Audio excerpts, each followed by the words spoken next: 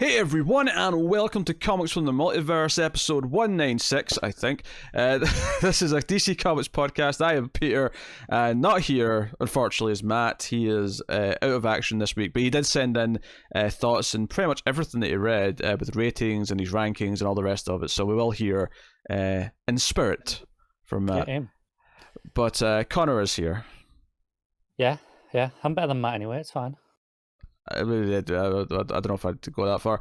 But so we talk about DC Comics every week. Coming up on this week's show, we have an insane list of comic books to work through. So we're going to be talking about Leviathan Dawn issue 1, Year the Villain, Hell Arisen issue 3, Action Comics 1020, Batman Superman number 7, Batgirl 44, Justice League Dark 20, Shazam 11, Suicide Squad 3, Amethyst issue 1, assuming you read that. I did, yeah. Yeah, I didn't, but I'm gonna have to give it a skim while you do something else though, because it was like the first thing I read on Wednesday because I was excited. You'll have chances. I literally, that would have been my 13th book, I think, if I'd read that. So, and I wasn't that excited about it, so I just didn't read it. But I'd have given it a chance if I had less books. But I mean, it was a lot of books. There was a lot of books this week, yeah. Dial H for Hero issue 12, Far Sector number 4, Batman Curse of the White Knight issue 7, Basketful of Heads number 5. Patreon books are also here this week because we're idiots and didn't do them in quieter weeks at the start of the month. In my defense, I read mine last week. The show just ran so long.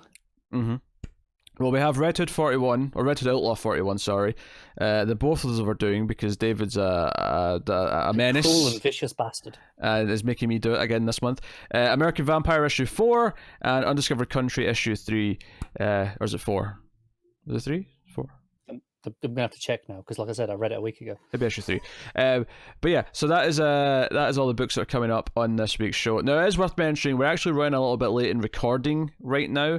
So because of that, to save some time, I actually recorded my thoughts on 2 of the books that Connor didn't read in advance. So when we get to Leviathan Dawn and Action Comics, don't worry that Connor disappears and it's just me. That is intentional.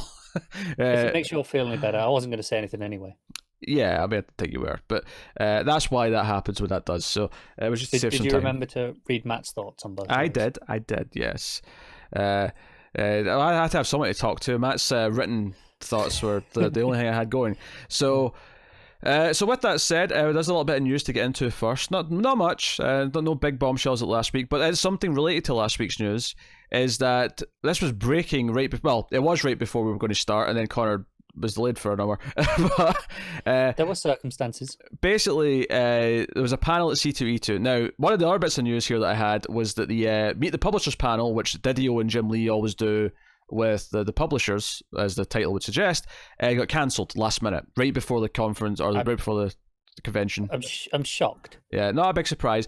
But Jim Lee today, possibly still right now, depending on how long it was lasting, still had a spotlight panel for himself, and he did speak at that. And the big thing that came out here is, at least for the time being, there are no plans to replace Dan Didio. Jim Lee is the sole publisher right now and will remain so for however long. Maybe they're going to replace Didio. They're just not going to rush it. They're going to say, oh, well, we'll replace him over the next year. We'll find someone who's good for the job and do it that way. But at least right now, Jim Lee is sticking, and he's the sole publisher. I think it's an inevitability. I actually did a bit of reading this past week over what Jim Lee's side of the job tended to entail, because technically, they had the same title as co-publisher, and they could have both worked on the same sort of things, but they kind of divvied it up. Jim Lee was actually much more involved in the other media projects, so he was spearheading starting off the TV projects and then handing them over to John's and movies and video games. He was involved in all of that side of things in animated projects. Well, it changed as well, because as I understand it, the first several years as co-publishers, the attitude was basically always described as Didio dealt with the writers, Jim Lee dealt with the artists. But that changed when Jim Lee became COO, when John's get sort of kicked out of that position, when Warner Brothers were taken over by AT&T. Yeah. So it is a bit murky, but clearly his role right now is changing to cover the books, because someone has to. He's the one who's there with that job title. So yeah, I mean, well, the other option is, realistically, the other option that we could see is either Jim Lee obviously does more and picks up the slack on that side of things, or Bob Harris does more work, because obviously he is still editor-in-chief. So if That's he gets... possible, yeah. I actually did hear from... I listened to a few podcasts this week and did a bit more reading this week about the reasons why Didio might have been gone. It was mostly just what we'd already heard. The workplace environment wasn't great. What was a really interesting point someone mentioned, though, was that the workplace environment wasn't great, but that's why all the creatives were all being really positive about Didio on Twitter, because they're not employees. They're in the same way that people who are the editors are. They are people who are freelance who come in and do a book. They don't work in an office with Dan Didio. But notably, and maybe they're just not allowed to, but there wasn't any like editors, like group editors from DC saying, "Hey, no, I love working with Didio, and he was great these last several years, and it's been nothing but great experience." Yeah, it is possible that there was an email sent around going, "Hey, none of you say a damn thing." Oh, it's very possible, yeah. Because obviously they can't really do that with the freelancers. But but there are so many stories about a hostile work environment and how sort of a creative like control freak Didio was, that all the editors might have been driven nuts by that, and that was making them, because there's been enough of the editors that have left over the last decade to sort of give that some credence. There was like 7 in the last 6 months. Exactly. So if that's not a pattern, then I don't know what is. And then the other thing that I also heard, and this is really interesting, is that so an article went out this week. I think it was on The Beat, but maybe somewhere else, talking about, and I heard this confirmed sort of from other sources, that 5G obviously to us has been pretty confusing because we don't know exactly what it is. There was, the early rumors that came out saying, all the heroes are getting replaced, but it's been a pretty confusing thing. It's like, is it really changing everything? Is it an event? Is it like a complete shift, like a sort of New 52S thing? What exactly is it? What the buzz is this week from multiple people is that confusion is not just for us. That confusion was also internal with the editors, where they didn't really know exactly what 5G was going to be still. And that's actually part of the problem here. And something else that was pointed out to me this week, which I actually think is a really good point, is that, stuff was getting really bad sales-wise at the end of the New 52. By the time DCU, as in YOU, came out, things were tanking sales-wise. And Rebirth reinvigorated a lot of this. But it's worth mentioning that Rebirth wasn't Didio's thing. That was Johns's thing. John's kind of like enforced that as COO at the time. So the one big thing that sort of like put them back in the right direction over the last several years wasn't even Didio. So when you add all this up, it kind of starts to make a bit of sense from a business perspective why they're making this choice. Yeah, it's the sort of thing where when it's confusing to us, I can defend that because they hadn't said anything. That's not their fault that we're confused. It was just rumors. The problem is that the people internally feel the exact same way. That's a different problem. Yeah. Yeah.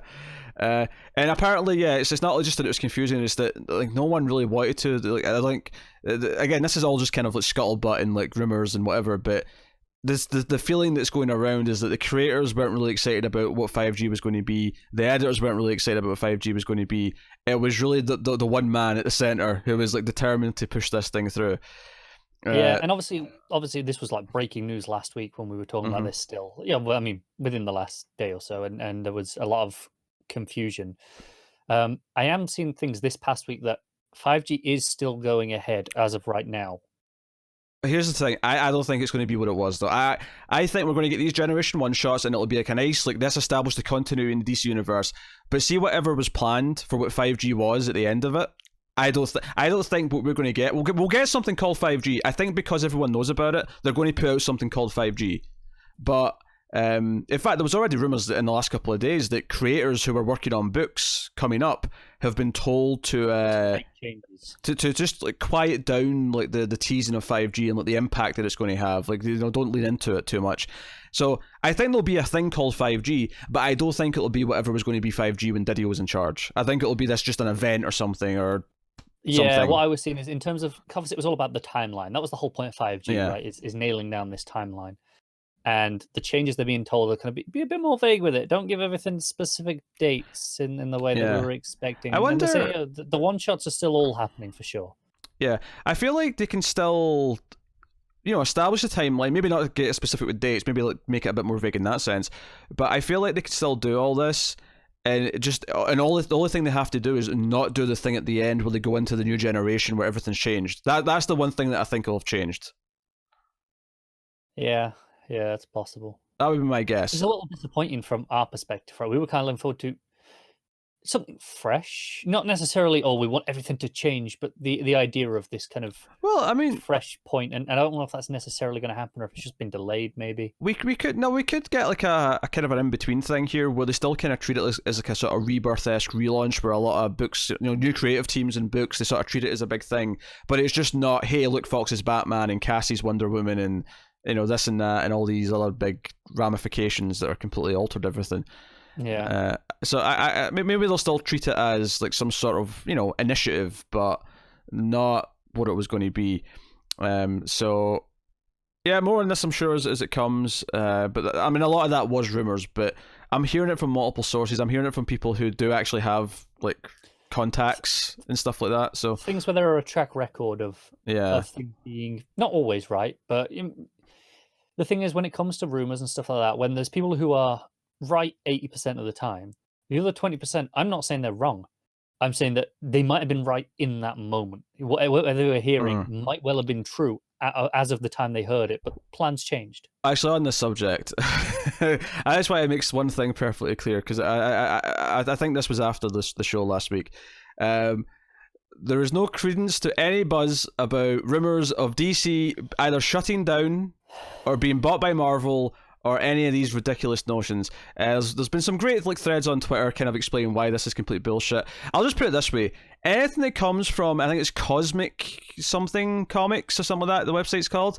That is a Comic Gate website that just makes up rumors. It is completely meaningless. Do not adhere to it in any way, shape or form.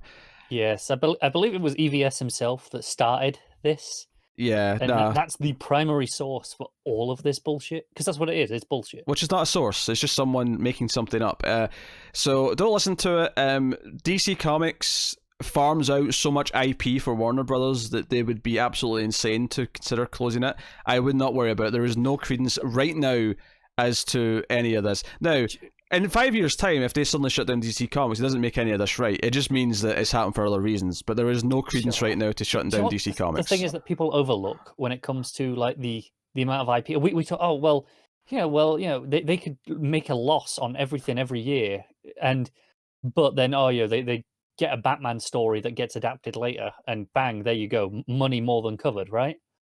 But you've got to remember, on top of just the core things like that, you've got all the animated films, the adaptations, they're getting more and more recent stories as they go. For the most part, they're getting quite recent stories that they're taking from the DC animated movies. And also, design work is something that I think is overlooked a lot. They have to pay costume designers and things like that very little in terms of coming up with these things, because they've got tons and tons of design sketches ready-made from comics that they can just use for any movie if they want to. And that would save so much money. Yeah. I don't think the animated movies are at the top of the list as to why they're valuable, but I think they're pretty profitable, those animated movies. They're profitable, but they're not like, I mean, Joe, what's profitable? $1 billion Joker movie is what's profitable that cost almost nothing to make. That is the profit, right? No, it is. But here's the thing: even if they hire out loan out the rights to let Marvel publish the comics, they're not giving away the IP. They're for the film rights. They're still going to keep control of that. Anyway, the big thing is that I saw someone broke down the figures on Twitter in a really good thread. It was basically it cost Warner Brothers rather about $10 million to run DC Comics a year, and it makes far more than that. Like as much as comics is a small industry, and licensing deals alone for people to make things based on DC Comics, it makes a fortune off of DC Comics. So don't like. Why would they sell that? Like, I think licensing out the comics IP is statistically more likely, right? Than the because they're not going to sell the entire division, because obviously we're talking merchandising rights and movies and stuff like that. But even that's still so unlikely. This is that we're ending this conversation right now, because I'm not giving any of this credence, because it is complete nonsense and don't believe a word of it. So, moving on, just a little bit of news here. There's going to be a Lock and Key and Sandman universe crossover. Why not? IDW and DC are teaming up for this. Joe Hill, Gabriel Rodriguez. I have to imagine that Joe Hill, writing books at DC and also writing Lock and Key at IDW is why this is a possible. He's probably brokered this idea. I think so. That said, DC have been pretty good with IDW and Boom over the past 5-10 years of doing these crossovers in general. So this isn't like out of the blue. Star Trek, Green Lantern, Power Rangers, Justice League, things like that. Yeah, they've got Ninja Turtles, Batman. So yeah, that's the news. So we'll get into the books because we do have quite a lot to get. Just one other little bit of news that I did see is Kevin Smith's I don't care. Batman. Well, people do. He is actively working on that sequel to Widening Gyre. It will happen at some point. I forgot that existed, if I'm completely honest. That's because you're a terrible person with bad taste. I think not liking Kevin Smith's actually a sign of good taste. Thank you very much. I question your taste. But anyway, lots of people like Kevin Smith. Unfortunate fact in this world. One of the many things that needs to be rectified with the coming apocalypse or something. I don't know. Alright, let's go into some books. So I'm going to be talking about on my own Event Leviathan issue 1. This is Brian Michael Bendis writing, of course, with Alex Maleev on the art. This is the one shot in between the previous Event Leviathan series and then the Leviathan Checkmate series, which is coming up soon. Same creative team. This is very much issue 0 of the next book. It has the kind of the assembly of this new Checkmate team. King gets Steve Trevor out of prison. Of the jail cell that he's in. There's some Leviathan set up. Leviathan, as in the leader Leviathan, he teleports away someone who's kind of starting to disagree from within the ranks and talks about how they have to look strong and how he's not kidnapped anyone. He's invited everyone to be here and they all believe in this. And then we set up a couple of other things. Lois Lane goes to Coast City to investigate this Leviathan ship that's crash landed. And I say crash landed, it feels intentional that Leviathan's put it there. But we have Steve, on behalf of Kingsley, going around and collecting various people that he's recruiting. He goes to Arkham Asylum in Gotham to get Bones, and they're talking about Bones, and they're not sure if he's awake or not. I give me a little chuckle, actually, when Bones is like, I'm up. He's, it's like, hey, I have trouble telling, and he's like, yeah, I get that a lot. But so some fun stuff here. The colouring here is pretty good. The way it kind of like that, when it's in the Arkham basement or whatever, it's all this yellow kind of low glow in the background. And then when we go to, doesn't actually say where this is. I presume it's Seattle because it's Green Arrow that we're going to, but I could be wrong. But it's all these blue backgrounds, and Green Arrow's actually got a really good entrance here. It made me really miss the Green Arrow book that we don't have right now, because it felt like it really treated him like he was a big deal, and there's a sort of silhouette of him up in like the rafters of this shipyard, and then he comes down and starts dealing with the Leviathan sort of soldiers that are kicking around, and he takes a bunch of them out, and then Steve shows up to talk to him, as does Bones. So the team's kind of forming throughout the issue, and then we get the Question, who's in China, asking various questions of the soldiers that he's beating up, and then it cuts to Manhunter, as in Kate Spencer Manhunter, waking up in the Batcave with Damian, and there's kind of a fun awkward apology here from Damian, because Damian was like determined to like put her down when he thought it was her, and that was clearly kind of Leviathan's plan, was to make someone like Damian suspect her. And Kate kind of goes into mum mode because she has a mom, and she's kind of talking to Damian in that way. So it's kind of a fun little sequence in that sense. And then we go to Iron Heights, where Steve again goes to pick up the next and I think final recruit of the issue, which is Talia, who of course is the most hostile towards this idea. Tries to throw a knife at him, is pissed that Leviathan's been taken from her, and all the rest of it. But it feels like they need her, so that's why he's there.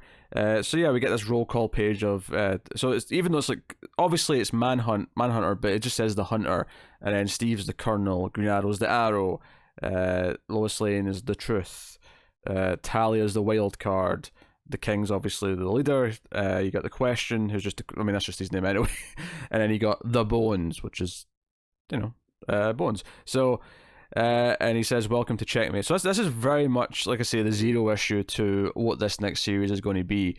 The art is beautiful. Surprising no one. Alex Maleev doing great stuff. Very consistent with the previous series. Great shadow work. All the colors are just beautiful. It makes every character feel like a big deal. You know, like sometimes you don't see characters like Bones or even Green Arrow in books.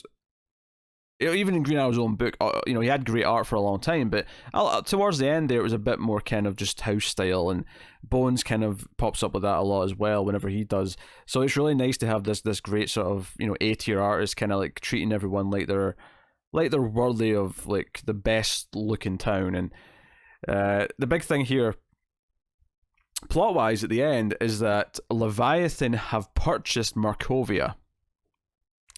And Markovia is now Leviathan. Leviathan have a country. And they kind of talk about how, from a legal standpoint, now if they attack Leviathan, it's illegal and a diplomatic nightmare. It's so very interesting. Obviously, it's not a stretch to think a little bit of Doctor Doom's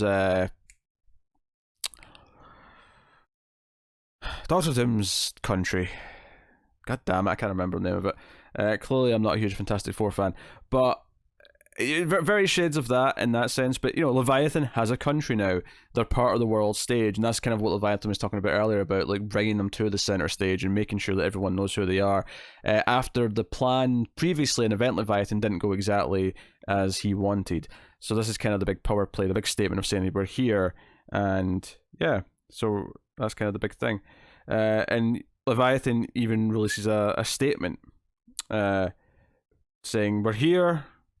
And we are Leviathan.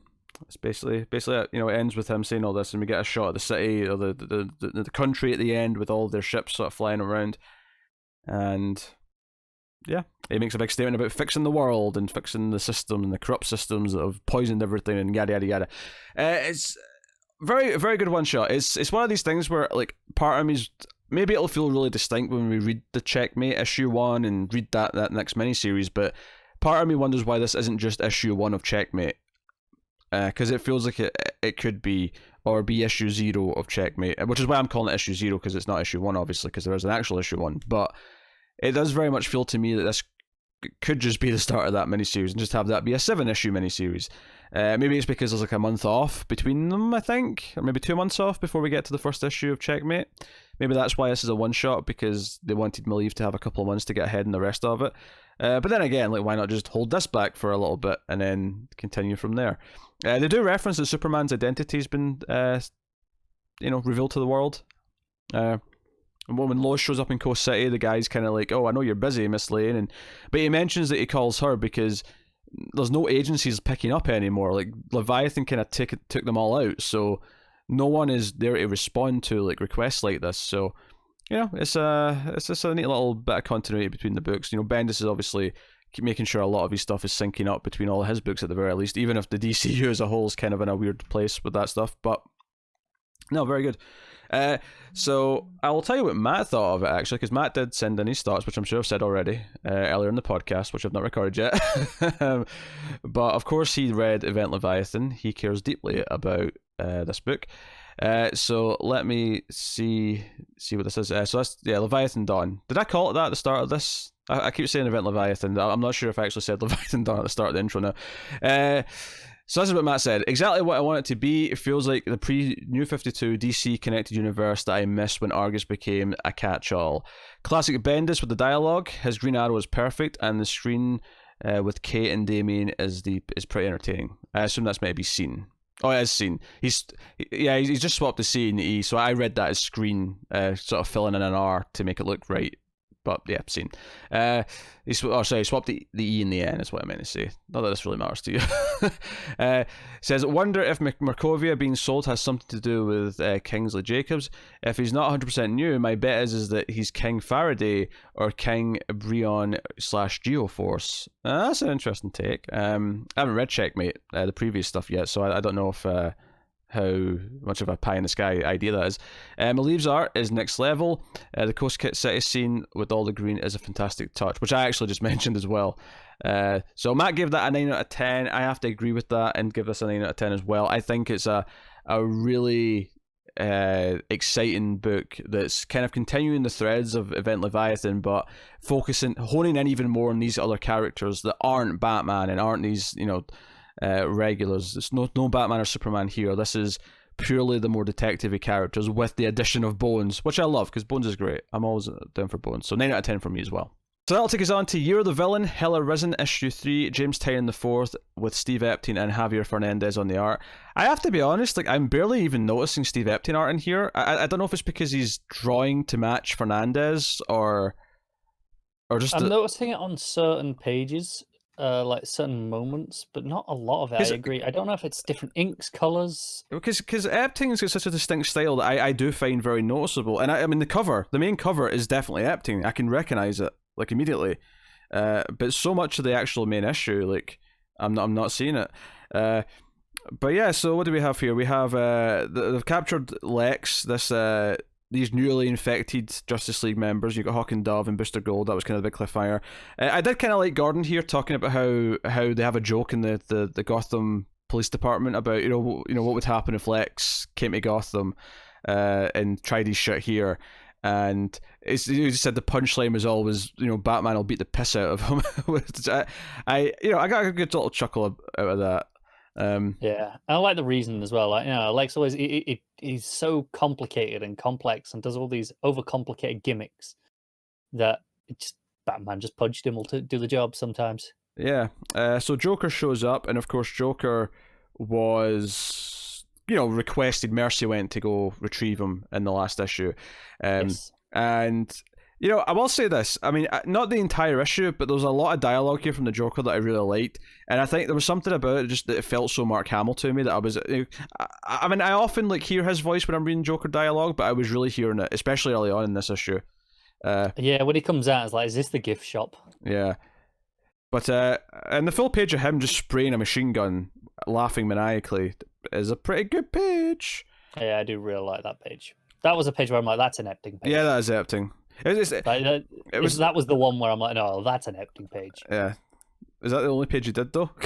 No, there's a couple other moments where I'm like, oh, that's an Epting thing. But that was the big standout. Okay. So Joker comes in and kind of saves the day for Lex, and Joker's got this teleporter that shows up, who he then tells to teleport somewhere else multiple times and then kill himself because they can track the teleportation. But yeah, Mercy's pissed. Mala and the Brain they're in a cage. Joker's being awful to them.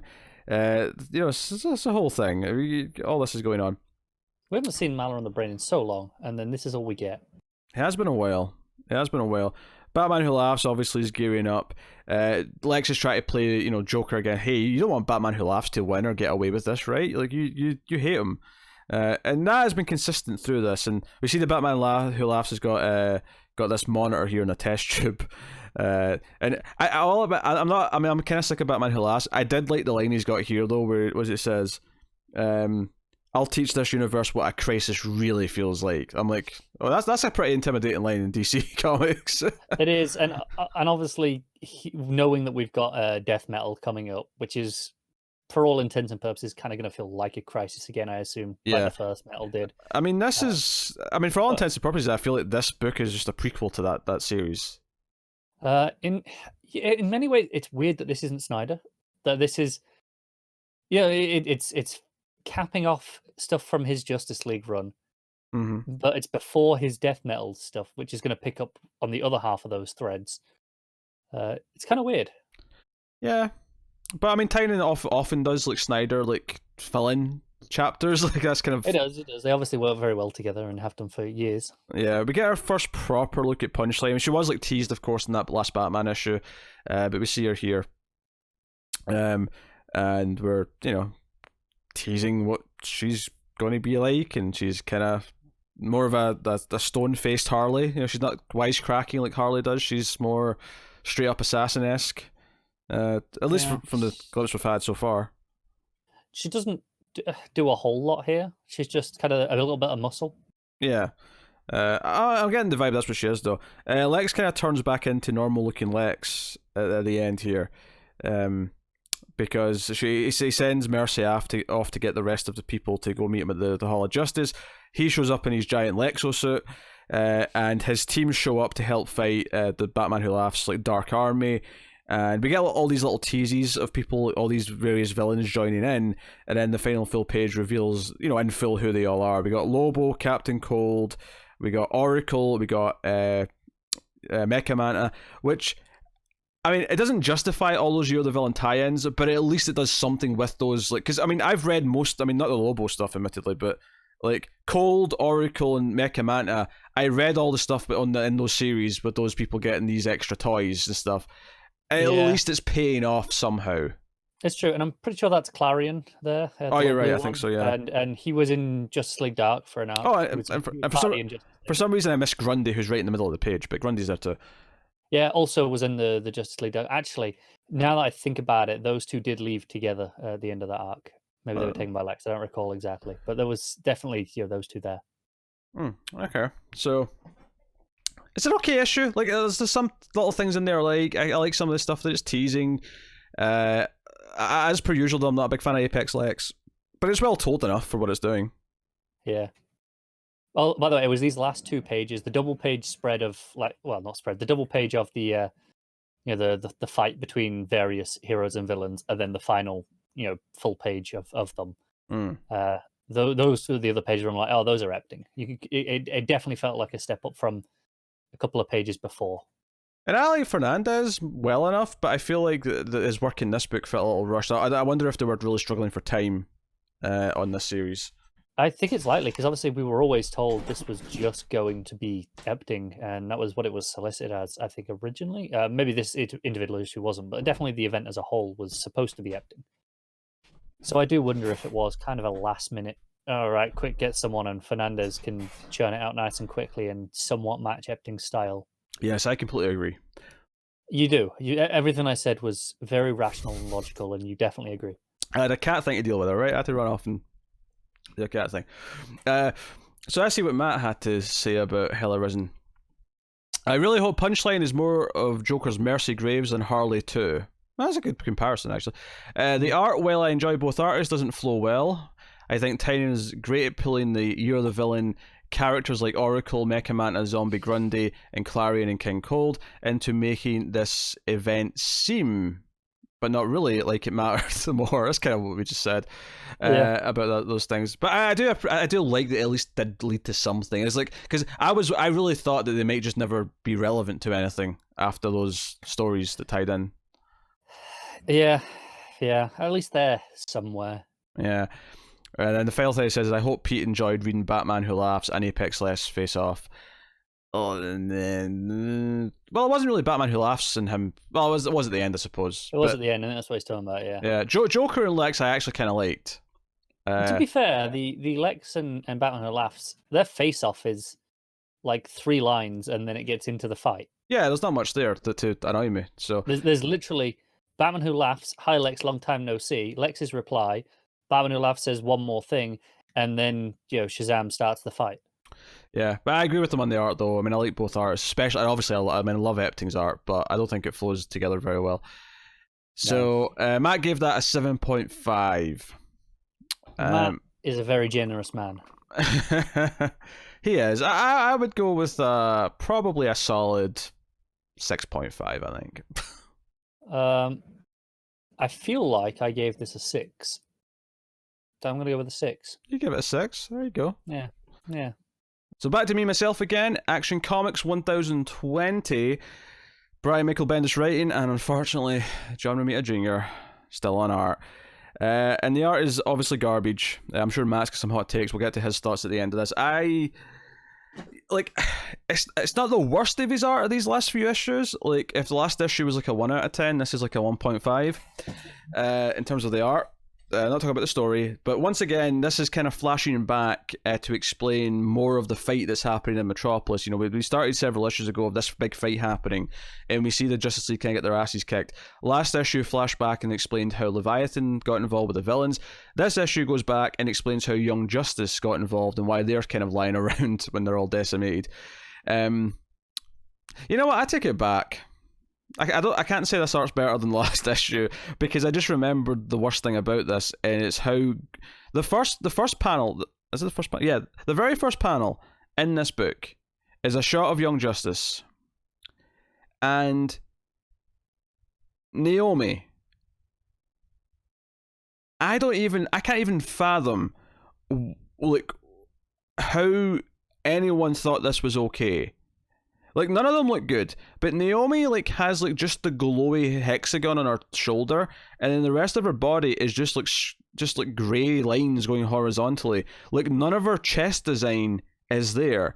Like, she has a shoulder of a costume, and then the rest of it is just nothing. Like, it's nothing. And she doesn't even have any, like, anything in her face. Like, she has, like, a straight black line as a mouth. And like 2 little lines as eyes, and that is it. Like it's like, yeah, this is garbage. It's garbage, I tell you, garbage. So they're hanging out the Hall of Justice, waiting around, and I think this actually ties into Young Justice because they were on their way to the Hall of Justice, or because the Wonder Twins, they mentioned that the Wonder Twins asked them to wait out. Superman shows up looking god awful, as everyone does in this book. No one worse than Naomi though. Naomi looks absolutely terrible in this one. And it shows you some more of the fight. Leviathan blasting Superman and like him like flying around and trying to avoid fighting. But we keep cutting back to like him with the Young Justice, and the Young Justice go inside with them.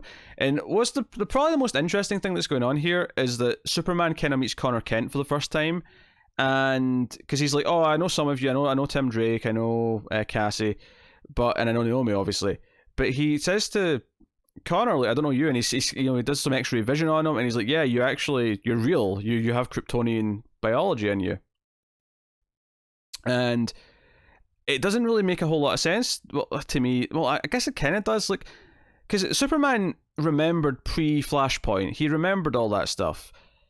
But I guess when Superman Reborn happened and the two Supermans merged to create, which was essentially the same as the previous Superman, just it was almost like classic Superman just absorbed New 52 Superman, and that was it. It didn't really feel like he kept much of the New 52 stuff. But I guess when that happened, he did lose his memory of the stuff from pre-Flashpoint. So we have this kind of weird first meeting of Connor Kent. And they kind of like use that to their advantage where they're flying into battle. Again, this is like further back in the battle than we've seen before. But they kind of count on like, oh, Leviathan and Luthor and all that are expecting me, and Connor's like, yeah, but they're not expecting 2 of us. So that's kind of a big moment, and they're kind of like, one of them is like, are you assured the Superboy was off Earth? And like, he is, obviously referring to John. Some action happens, us flying around. Some other awful art in this is the villains again. There's one face from Sinestro again. I just, like, you don't even recognize, like, it took me like 10 seconds to really think about who it was and go, oh, it's Sinestro. It's the page where Grodd's kind of holding Superman up by the cape, and no, it's not that one. It was before that. There was one that was worse. That one's bad, don't get me wrong, but there was one that was worse. It's that kind of book. Oh, where is it? I'm trying to find it. Not that it really matters. It looks awful. It looks awful throughout. Not shocking. Absolutely no one. So, yeah. This is a rough read. It's like the last few issues. The art completely tanks it. Some more interesting stuff is going on in terms of Superman meeting Young Justice at least, but it doesn't. But the art is so bad that it's hard to really appreciate anything that's going on. It really is. Like, it's very rare that the art's so bad that it kind of tanks the writing. Batman shows up in a Batmech suit and Leviathan's watching on. The one key thing that happens plot-wise really at the end is that Leviathan reveals to his followers that he's kind of playing Lex Luthor, that, you know, Lex Luthor's part of the problem. Lex Luthor's hatred of Superman and his, like, you know, goals in the world are part of why the world's so screwed up. So he's equally against Lex, and all of this is playing him. And the last page is this big 2-page spread of, like, a Leviathan city appearing over Metropolis. I'm not entirely sure what's going on there. Yeah, it's a rough read, and honestly, even I mean, maybe this would be fine if I wasn't so down on the art, but it does kind of feel like we're kind of dancing around this one fight for, like, what, 4 issues now. The entire arc is clearly about this fight and everything that builds up to it, and I appreciate that in theory, but it really feels like it's been a bit haphazard. So it's not Bendis' best writing, although I still think the writing's mostly, you know, fine. It's Bendis, he knows what he's doing, but the art just tanks it. The art absolutely tanks it. So I guess I will tell you what Matt had to say. I don't imagine it's going to be that different. So this is Matt's words. Yeah, art is really bad, even for JRJR, and it's a shame because the story was really good. So yeah, you like the story. Clark not knowing who Connor is hooked me in and makes me think he has a bigger role in what has happened than we thought before. I've got a feeling that might be wishful thinking on Matt's part. Having to see JRJR ruin Young Justice is sad and angering at the same time. I'm actually a little upset that he didn't specifically point out Naomi, because Naomi looks terrible in this book. Absolutely terrible. So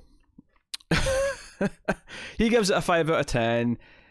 Yeah, I'll agree with the 5. Like, obviously, I think the story's mostly fine. Like, I agree, I don't think it's Bendis' best, but again, I don't know how much of that is just the art making me miserable as I read it, so I don't, like, appreciate it as much.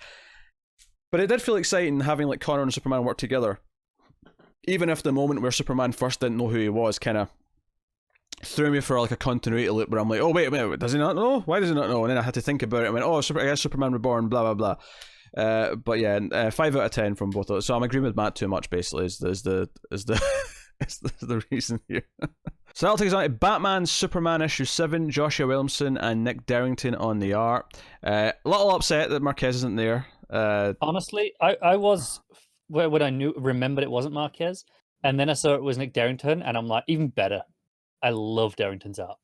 I like it. I don't like it as much as Marquez, though. I think there's something about having a slightly more cartoony look that just works for me. And Marquez is already on the cartoony side of the scale, right, in terms of realism. Yeah. But Nick Derington is even further, and I just kind of love it. I do think occasionally you'll have a face that feels a little bit off to me. Superman a couple of times had kind of it was just too much of a baby face, I guess I'd describe it as. But so this is interesting. This is the start of a new arc, right? So we get some new stuff here. They teased Raz and Zod last issue, and the plot that we actually get here is, and I was kind of excited about this because I've really enjoyed this book, but it was obviously tying into a lot of things up until now. It was kind of exciting to see what it would do on its own terms, right, with its own arc.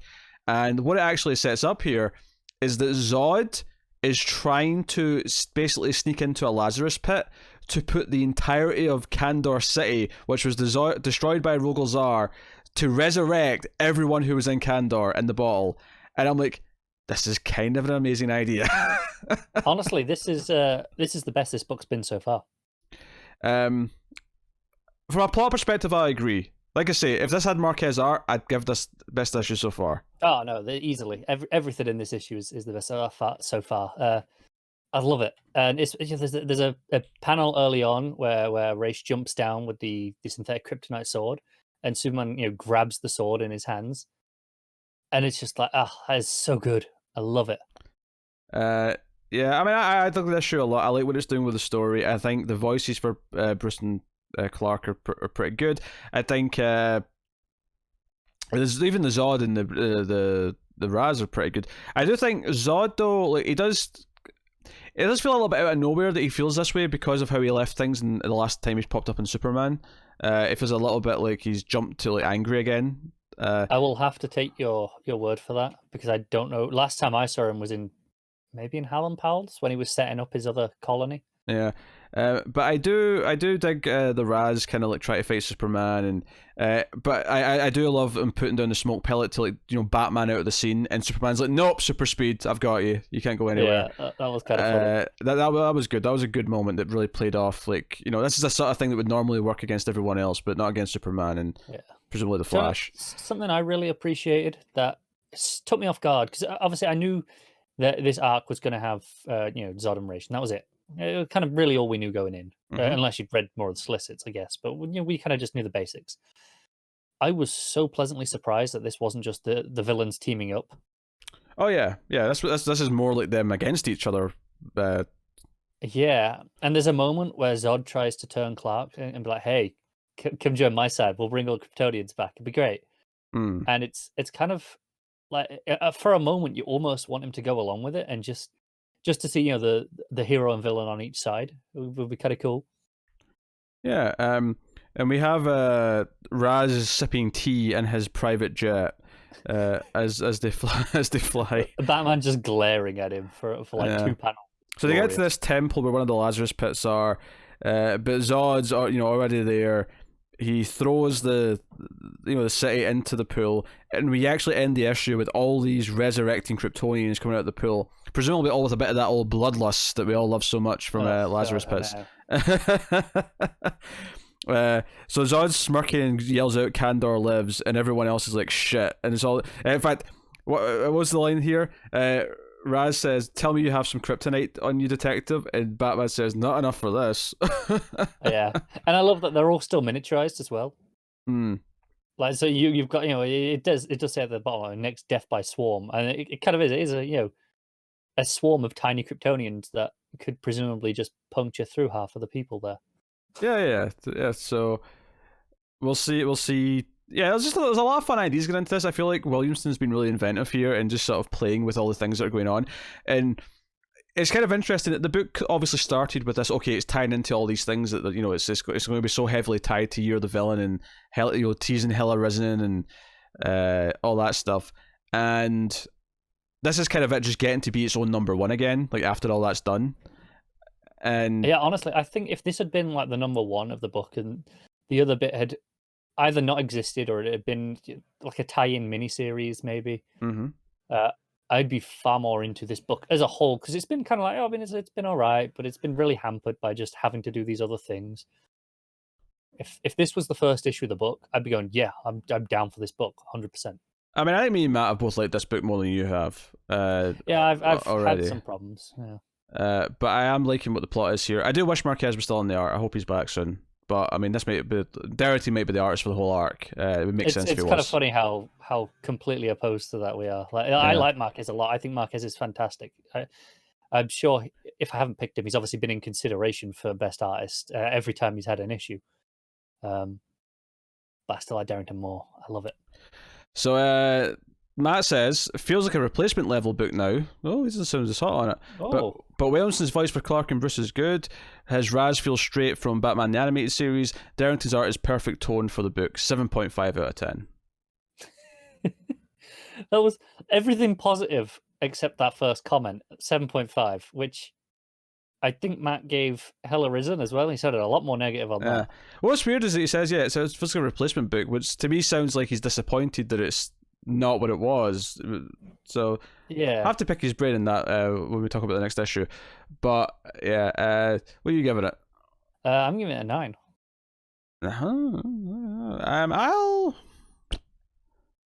I'll give it 8. Solid 8 from me.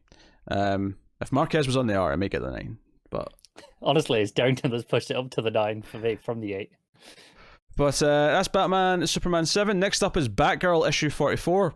We'll make this snappy. Oh, yes, please. So this is basically just Batgirl's fighting a dragon in this made-up world from the writer who can make things happen in here. And the dragon is not under his control anymore. The dragon's kind of reacting to the emotions of Batgirl and Jason. And basically, because Jason's like a newly in love person, he's in love with Babs, and this is how she finds out. A lot of this is about their romance and about her trying to give him like dating advice as Batgirl to go talk to the person he's in love with, but that's actually her. Like, I could see some potential humor in there. I just don't feel the chemistry here at all.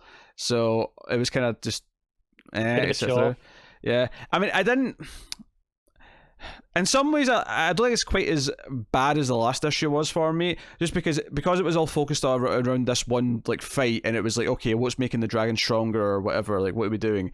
It felt a bit more focused and was easier to just kind of like follow because of that, but I still wasn't really into it. No, I agree with everything you said there. I think it's definitely better than the last issue. Just in terms of it flows easier, because it's not worrying about the mystery of what's going on, setting things up. It's just, okay, we're in this world, let's just do the dragon thing. Although there is a twist at the end, which, like, Shocking. Jason, like, cocoons a homeless person. Yeah, because obviously they have to heal him with something in the other world. To like fix his heart or whatever it was. Yeah, and Babs at the end is speculating, because she sees the aftermath. She's like, wait, is this something that's happened to him that's came back with him from that other world? Was he always like some sort of weird supernatural villain? Or like, what else is going on? I'm a little bummed about the ending, because the ending makes me I mean, I'm sure it's going to be better than these last two issues, but I'm not necessarily excited about like more Jason stuff. Holtz stuff with Jason, yeah. I mean, that said though, if he is like a proper like monster movie villain now, then maybe that could be fun if they lead into that. But I feel like we're still going to do she has kind of feelings for him and she's not going to know what to do and yada yada yada. What is it with DC and Jason's? I don't know. It's just the worst. The sad part about this is that Batgirl's been so consistent throughout pretty much ever since Rebirth started, and it's only really these last couple issues that have started to make it dip for the first time, really. These last two issues are probably the worst since Rebirth. And obviously there's been just sort of, okay issues in between good issues before, but this feels like more like a directional kind of slump that we're going in.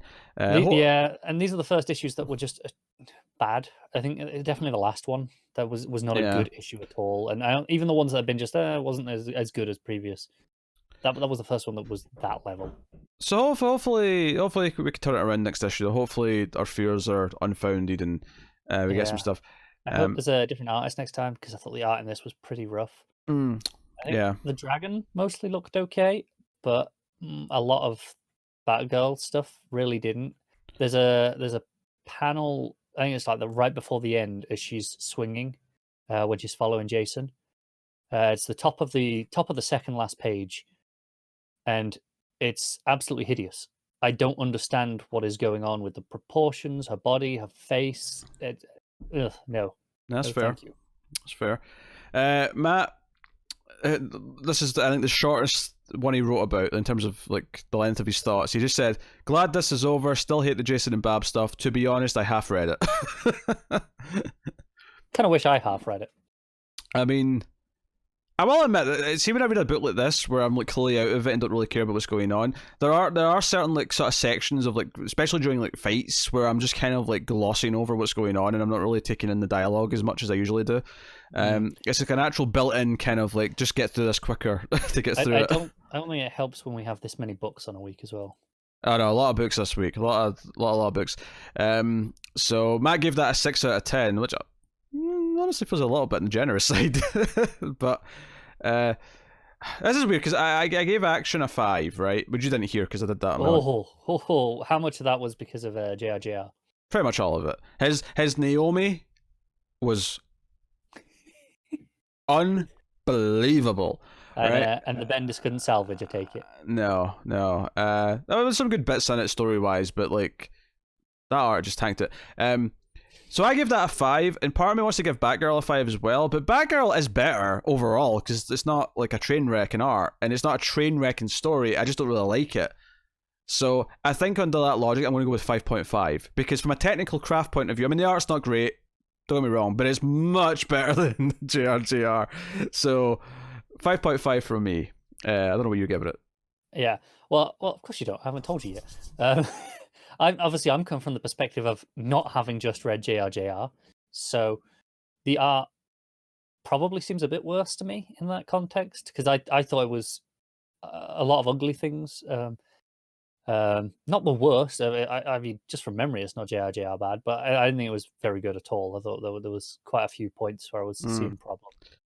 And the story, again, better than the last one. Not terrible, but just a chore to read and so much dialogue. And more importantly, so many caption boxes.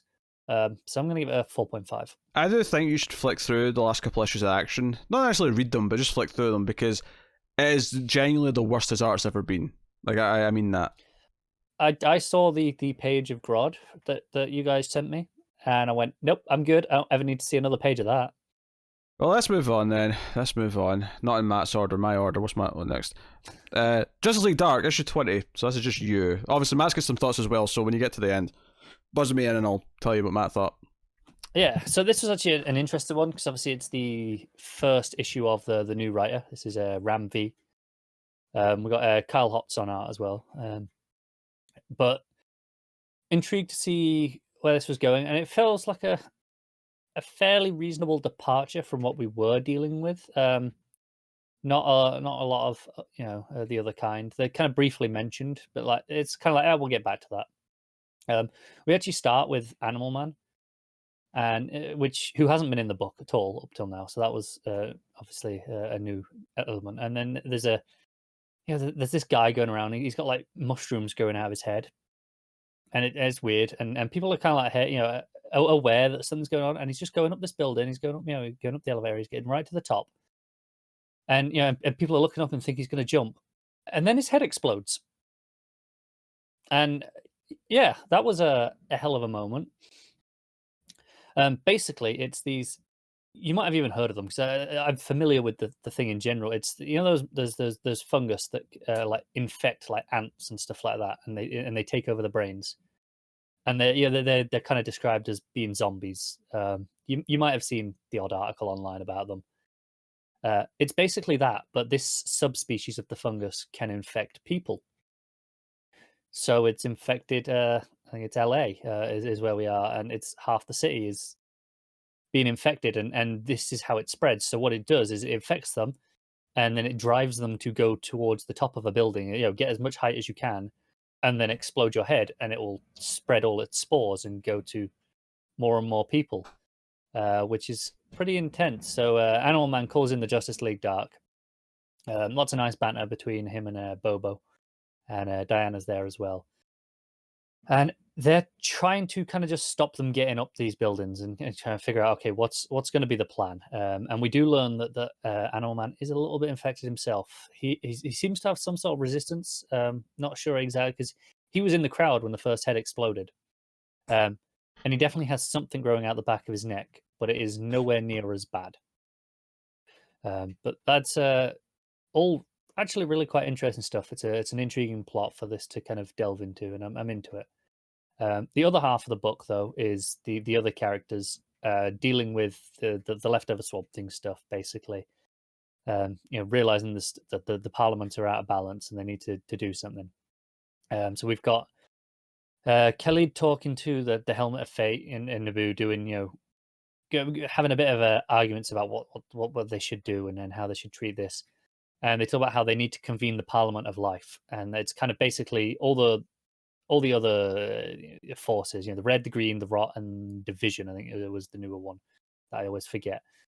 Basically, they all have to come together, and they have to.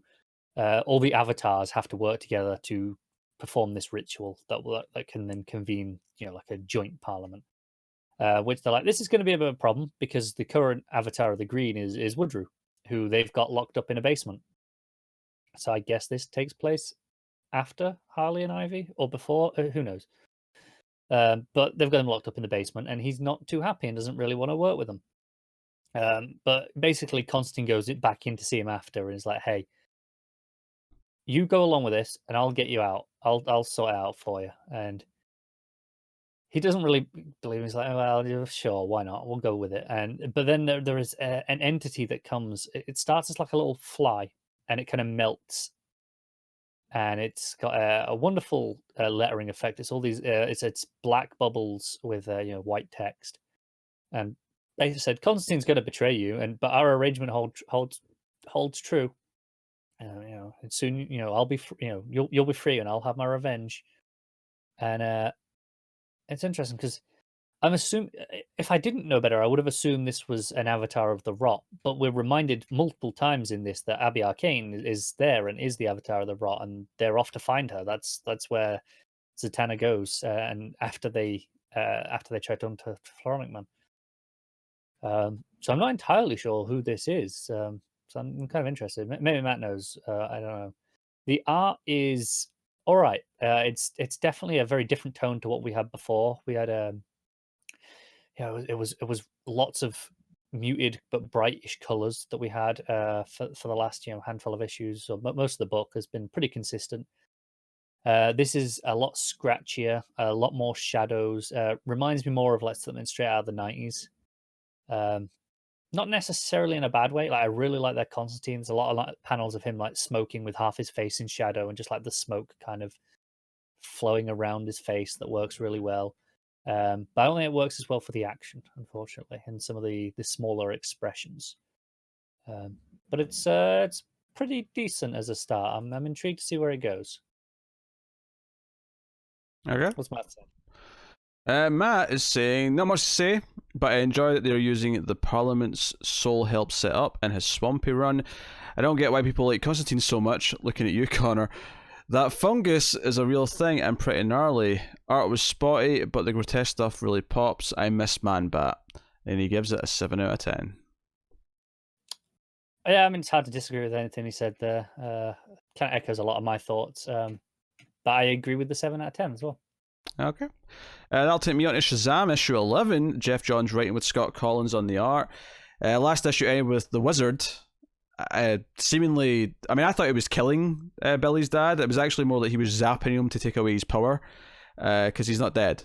But Billy kind of sort of wakes up in the middle of the night and kind of hears some stuff and goes down and sort of catches this happening. Although there is some funny stuff here actually with Freddy in his sleep. He's dreaming and he's sort of sleep talking, and he says a couple of things like yeah, sure, Superman, I'll join the Justice League. And then after Billy tries to talk to him, he's like, yeah, Batman, I'll lead the team. No problem. So some fun stuff there with that. But basically, Billy attacks the Wizard, and the Wizard's all yada yada yada. This power's corrupting. You can't split it between your adopted family and your biological father. So Billy, in Shazam mode, is fighting him. The family kind of catch this happening, and eventually the whole team jump in to save Billy, because the Wizard's eventually going to take the power away from Billy. He's like, no, I've chosen wrong again, damn it. And this is all going. So the big twist of this issue, though, is after they've kind of dealt with the Wizard, and we have Savannah freeing the various Monster Society characters, right? Notably, though, he does not free Superboy Prime. Superboy Prime is left in his cell, but he frees the others. The big twist, though, is that Billy's father, it's not so much that he himself is been disingenuous, but he's actually being controlled. Mr. Mind is inside Billy's father. He's not actually with Savannah. He's been broadcasting to Savannah. In fact, it teases it early on, because there's a little moment where Savannah kind of loses contact with him, kind of teasing that he's not local, the connection can be severed. And the twist is that Savannah's kind of orchestrated all this. Black Adam shows up because he's been kind of manipulated by Mr. Mind Savannah to try and sort of intervene here, and it's all kind of part of Mr. Mind's plan. And then, sure enough, Savannah shows up with the entirety of the Monster Society. So it's a two-page spread. I just want to get all the members right. So you have the Wicked Witch of the West from the Wazunderlands, which we've said before is just Wizard of Oz. You got Savannah, obviously. You have King Kull from the Earthlands. You get Scapegoat from the Wildlands. You got Jeepers from the Darklands, who looks very Man-Bat-esque actually. You've got Evil Eye from the Monsterlands. He looks like the from Doom, the one-eyed floating things from Doom. Those big heads. Yeah. He looks like them. The Red Queen from the Wazunderlands. Mr. Atom from the Gamelands. The Crocodile Men from the Wildlands. Those ones are pretty recognisable. And then the Mr. Merry-Go-Round from the Funlands. So Savannah shows up with all this team. And it's like, oh crap, this was all playing into his master plan. What I did like though is that Billy kind of catches his dad, like say a magic spell, and his dad kind of says, "Oh no, it's the wisdom of Solomon in my head." Not Solomon. What's one's wisdom? Is it Solomon? I thought. Maybe? Yeah, that's Solomon. Yeah, wisdom of Solomon. Yeah, first I doubted myself because I'm like, no, Solomon must be like strength for alliteration reasons. That's what. See, I would have gone with Solomon at first thing as well. Then when you questioned it, I was like, but do they not all match their first letter? Yeah, they don't. No, it's the wisdom of Solomon. But Billy actually sort of catches him out here in a lie and says, no. Like the wisdom doesn't literally just give you information like that. Like it sort of inspires you to make the right choice. It doesn't give you like magic spells that you can say out loud. So he confronts him, and that's when we reveal that Mr. Mind is inside Billy's dad. So, so he felt fishy as soon as he showed up. We kind of felt that way. I mean, Matt, anyway. I don't know if you were still reading it at that point. And nope, sorry. So that's kind of like sort of justified that suspicion, and that's why he showed up. Is because he didn't show up because he wants to be Billy's father. He showed up because he's been taken control of. To exploit. But the final page is this evil-looking dummy in the Monsterlands, who I'm assuming is a character that people might know, but I don't recognize him. Basically, Superboy Prime's like, hey, you, like, let me out. Like, see that red sun over there? Why don't you turn that off? And I can power up and I'll get out. I'm a monster too. And when as soon as this dummy turns off this like red solar light source, Superboy Prime just heat visions him to death. He just incinerates him, and he walks out, and he's like, "Oh right, that's it." He's like, "Stupid idiot! Like I need to team up with you. I don't need to team up with anybody. Look out, Billy Batson, you're first." And that's the cliffhanger for next issue. So it's prime time, baby. And all of the Mr. Mind stuff with Savannah is finally kind of really paying off and kind of coming to a head, which is cool. This was part 11 of the story. It's been one big arc as far as the titling's been concerned, which is kind of true. You can kind of see how it splits up, but that's where it is. So please tell me that the scapegoat was an actual goat. Let me double check. You said it was from the Animal Land one, whichever that one was, Wildlands. Yes. I'm assuming it was an actual goat, and I'm like, okay, that's kind of cool. Okay, I'll go back to the 2-page spread at the end. Yeah, please. Yeah. And tell you if it's an actual goat. To be honest, I thought it would be memorable enough that you'd be able to go, yeah, of course he was a goat, or don't be stupid. Not only is he a goat, he's a goat with 2 pistols, and he's got like a sort of 1930s style hat with these 2 horns kind of sticking through the hat. Okay, that's awesome. And 2, have you shown Tim this yet? Because Tim will be offended if you don't show him. I haven't yet, but it's a good point. So I'm screenshotting it right now. Yeah, Tim will be angry if he learns of this and that we knew about it and didn't tell him. Yes, I've screenshotted it so I can send it to him after the fact. Right, what did Matt say about Shazam? The art's fine. Like Scott Kolins, I mean, I like him on Flash. He's not necessarily perfect for Shazam, but at least it's really only the one artist this time. That's a big step up from most of the other issues. Yeah. What does Matt say here? What the hell? This was the most John's book this has been. I'm so happy I stayed with it. The Monster Society isn't what I thought it would be, but I'm pretty sure they're all established Captain Marvel villains. No way did I see Cecil being a vessel for Mind. Oh, okay, he's Billy's dad. I was like, who's Cecil?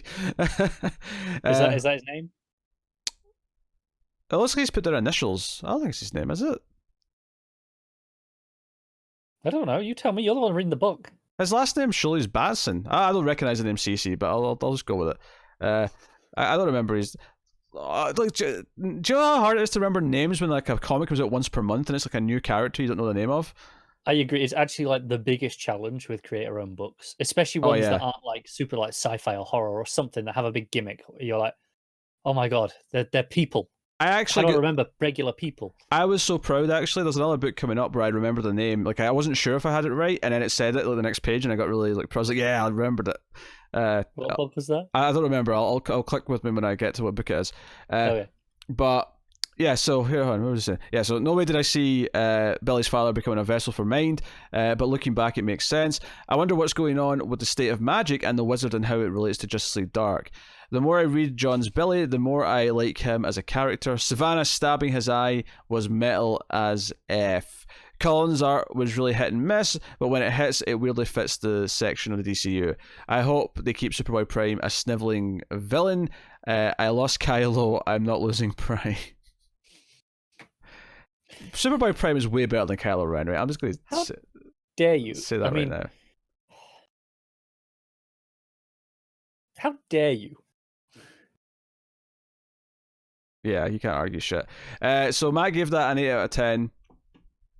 I am inclined to kind of go... I might go with a 7.5. I might just nudge it a little bit lower. It's a little bit messy in places, but I am excited by everything they're doing. I love the Monster Society. I love Superboy Prime showing up. The fight with the wizard, though, felt like it was just kind of doing big fight stuff to fill a bit of time. So I'm going to give it a 7.5 for that. I can't quite call it great.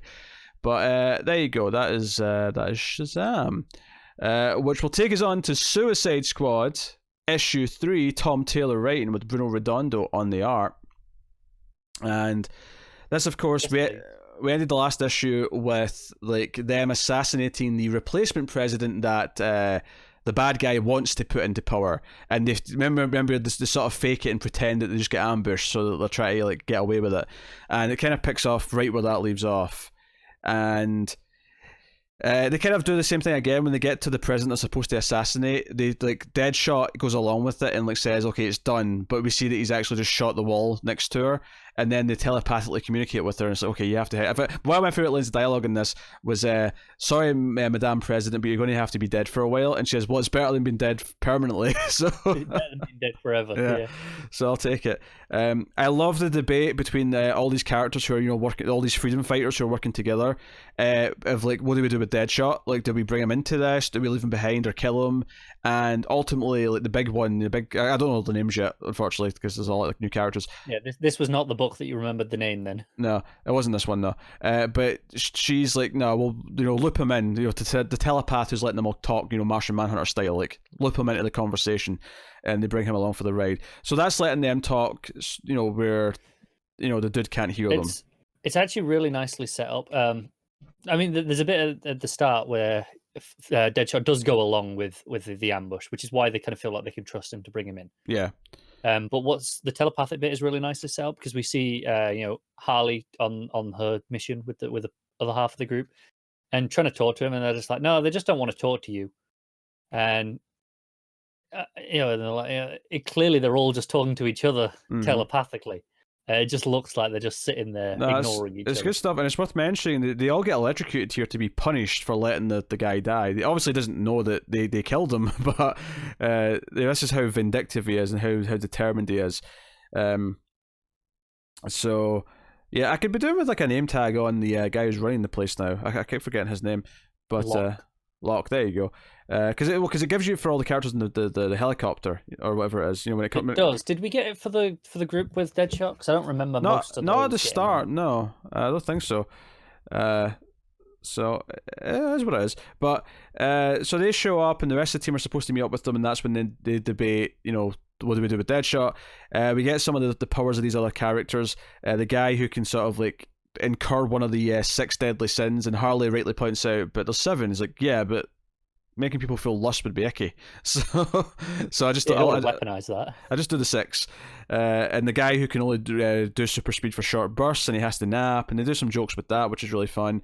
His name's Jog, which I think is very good. Yeah. So, some good stuff. There's a great action page with using Jog. So the other guy comes out, uses sloth on all of them to make them just kind of stand there, and then you have like I don't know, what is it, like a 20-ish, 24 panel page? 20 panels. It's 5x4. Okay, I didn't count. I was just kind of eyeballing of him kind of running through and taking all the guns, knocking them out, and then just being like, right, okay, I'm done now.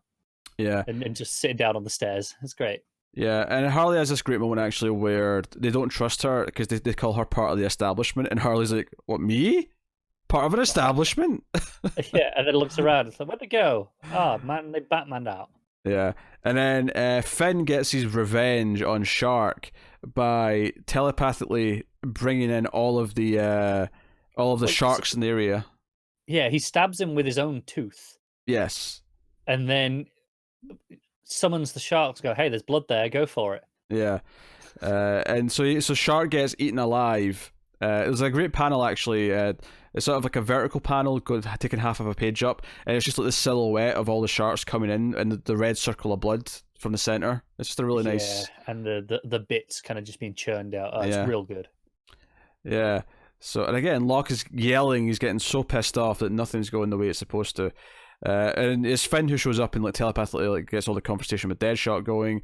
And Deadshot gets kind of like honest about how he's not really sure if he wants to be alive anymore, and he's feeling all weird about being open. And I almost wonder if we're going to get a cool little story here about Deadshot kind of finding purpose again and caring about whatever these people are doing. It wouldn't shock me if they go that route. Yeah, wouldn't shock me. And of course, as we get to the other president, we learn that Locke really needs to vet his team better. Don't send them on an assassination mission to kill their own mother.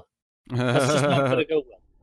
Yeah, obviously they've kept that secret, but like when they came in, like this really sets up in a really interesting dynamic for this book, because the end of this issue, this is issue 3. So we sometimes we talk about how TV shows have like a 3-episode pilot almost sometimes, where it feels like they've really set up what the premise is. But then I feel at the end of this issue we get the premise like, no, they wanted to be taken by Task Force X, and it's not as smooth as they thought, because they were expecting Amanda Waller, which they thought they could handle. And this Amanda Waller's a professional. We can kind of work with that. And Locke is a lot more kind of erratic, and like he's being controlled by something else. They revealed that it's not the government that are controlling Task Force X. Locke represents some villainous entity who also gets teased at the end because he electrocutes Locke the same way that Locke's been like electrocuting them.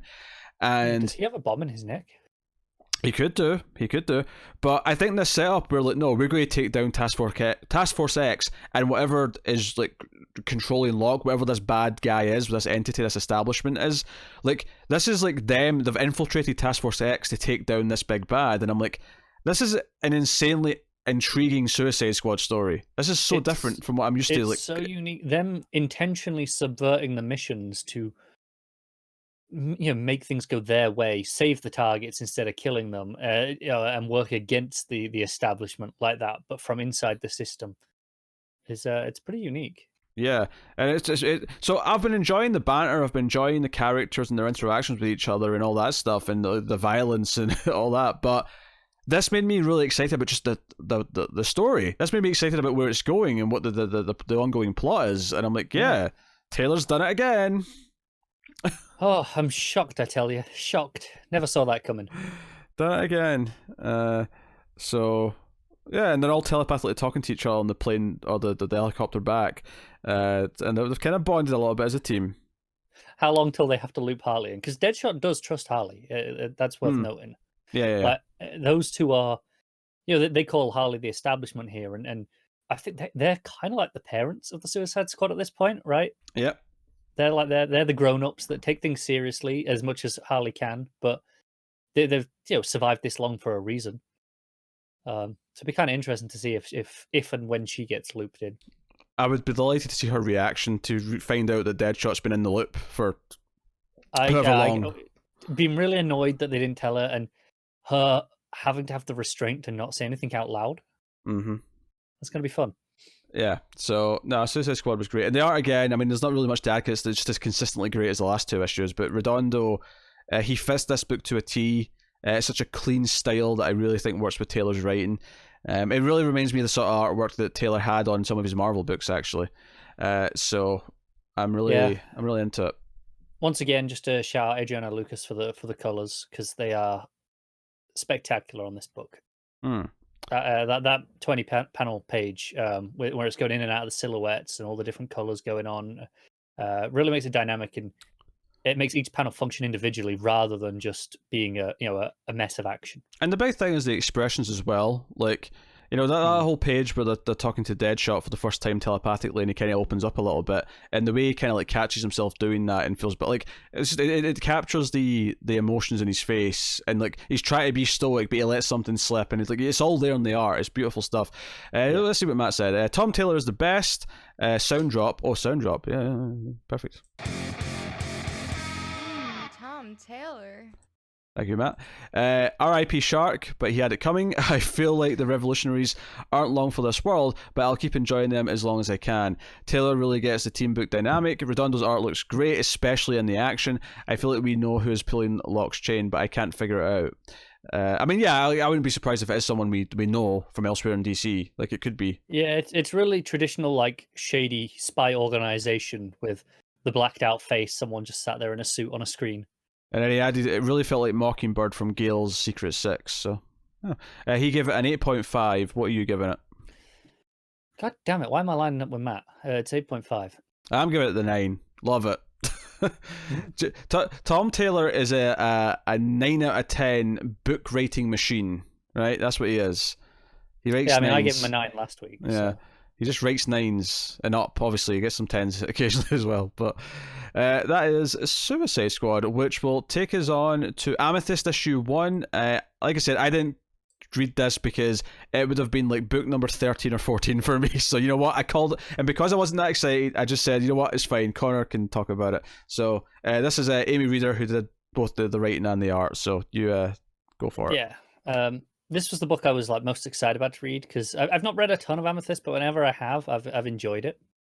And I'm like, yeah, I'm familiar with the basic concept of gem world and the different gemstones being the family like royal houses and stuff like that. But I was kind of like, okay, I'm down for it. We have like 3 or 4 pages on Earth at the start, which are kind of fun, and it's basically it's her birthday, and it's her 16th birthday, and she's like, I'll be celebrating it twice, once here, once in Gemworld. It'll be fun. And you have her Earth parents, who obviously adopted her, giving her gifts, and they're trying hard, bless them. And she's just like, it's just not quite how it works, because they're like, hey, we went to the shop and it's we picked it out, and it's this gemstone that's supposed to enhance your psychic abilities. And she's like, that's not really how it works. It's more science than magic, but sure. And then they're like, well, you might not like your other present. And then she was, I'm sure it'll be fine. I'm sure it'll be fine. And then she opens it up and it's a book on crystal healing. And she's like, it's great. Sure. Yeah, great teeth. She's like, yeah, crystal healing. Oh boy. But it was kind of fun little intro. And then she goes off to go to Gemworld. She goes to a portal. And as she's going through the portal, we get a gorgeous 2-page spread that's basically exposition, backstory, recap of who she is, what Gemworld is, that her parents were killed over there, and basically just the general backstory. And she gets there, but she doesn't land where she's expecting. Everything's kind of shattered, I guess is the word. Her whole castle palace is destroyed, and no one's there. I got a lot of Narnia vibes. Not the first one, I think it's the second one. Prince Caspian, I think it was. Which, if you're not familiar, it's where they go back to Narnia after like a year, but a year of their time on Earth. But in Narnia, like 1,000 years have passed, and their castle is like this ruin, and everyone they've ever known is dead. And I was getting that sort of vibe here when it happened. And she's just like, okay, I don't know what's going on, but I have to go find out. She was right, okay, to the neighbors, they can help. She goes to the turquoise realm, and again, she gets treated really weirdly because she gets there and it's her closest ally, and this woman, Lady Turquoise, she's acting like they're strangers, and I don't really know what's going on. And Turquoise are a warrior house apparently, so they're like, oh, can I borrow some soldiers, try and find out what's going on? And she's like, no, not a chance. Every time that you want help, it's my subjects that die, so screw you, basically. And so she storms out. And she tries appealing to the people, the commoners of the turquoise realm instead. And they're not having it. They're just like, yeah, no, nothing. They're acting like, as she puts it, that she's the bad guy. And they don't quite get it. So she's off, kind of not sure what to do next. And she runs into this giant worm thing that kind of rears up, and she starts fighting it. And then someone jumps in and saves it. And she's like, what are you doing? This is like my pet, essentially.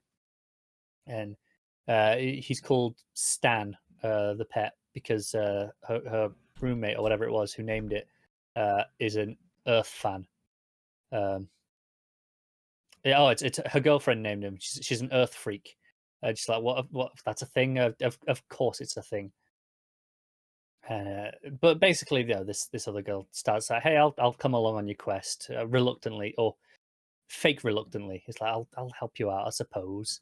And then we get a little page at the end teasing that it's Lord Opal, who I would never have been able to tell you who it was if not for that double page spread at the start with the backstory, because one of the panels on that was Lord Opal, and is the person who killed her parents.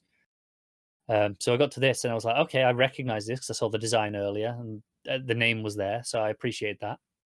And he's sitting on like this iron throne sort of thing, and he's got all these like mechanical spiders is kind of how I'd describe it around him. It's pretty cool. And he's kind of monologuing a bit. Oh, she goes, "Oh, she's back in Gemworld, great." Without the slightest guess that her parents still live, and then it says, "Well, barely, not for much longer." But which is a big subversion because everything I've ever known from Amethyst is, her Gemworld parents are dead. So I'm really intrigued to see where this goes. It's a really strong book, really strong opening of just establishing the character and the core mystery of what's going on there.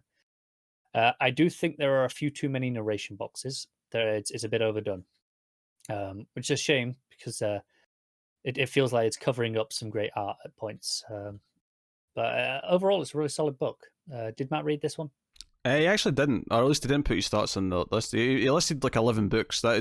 Maybe he just didn't have time for it, or Maybe he decided he wasn't going to bother. Yeah, possibly. No, I'm going to give it an 8. I think it's a really solid start, and I'm looking forward to seeing where it's going, and just hope it eases up a little bit on the caption boxes. All right, well, it's still you on your own because it's Dial Electro Hero number 12, Sam Humphries writing with Joe Quinones on the art. Yeah, this is the big finale. It's pretty good.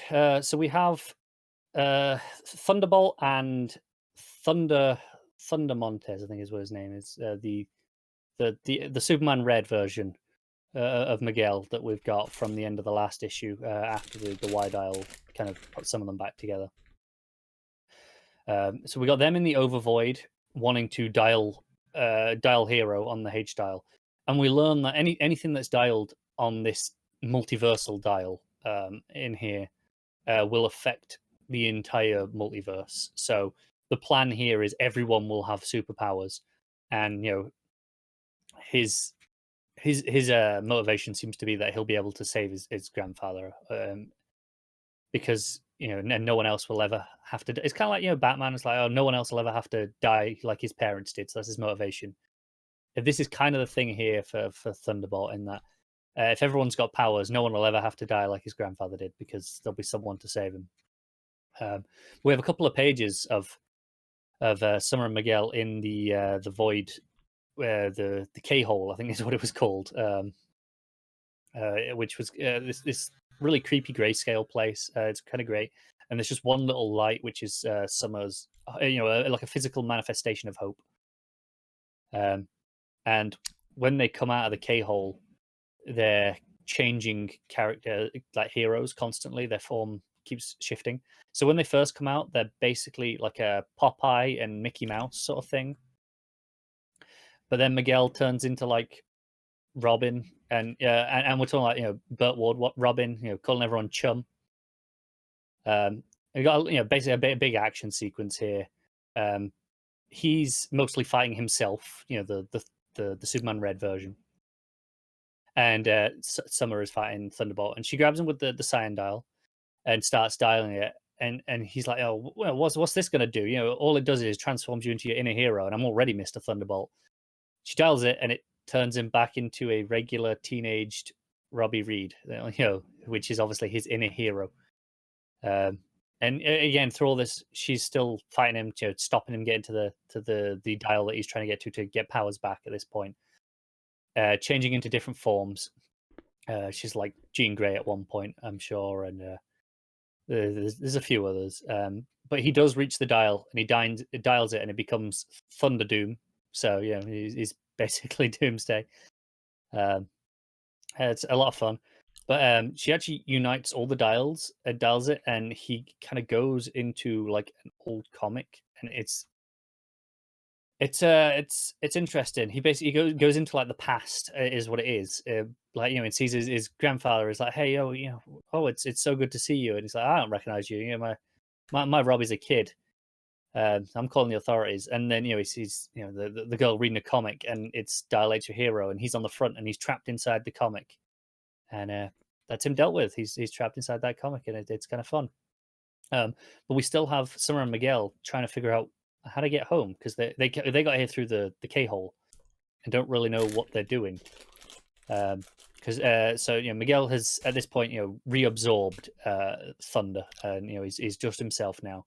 But they're like, what do we do? And they think, well, maybe we dial H for Hero, and then they're like, well, no, because that was his plan, so that can't be the thing to do. There must be something to do, and it comes back to the start of this issue and the start of this whole book in a really nice way. Because I talk about that physical manifestation of hope is what got him out of the K-hole, and it talks about how Superman is that hope, and again, this is what that first couple of issues was, that first arc dealing with that for Miguel.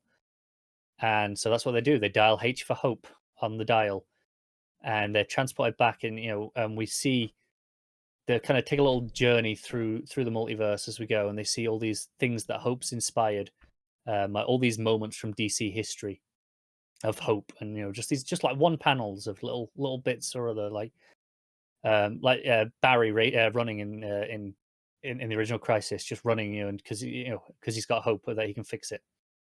And we see Jor-El and Lara putting Kal-El in the ship, being and just having hope that he'll make it.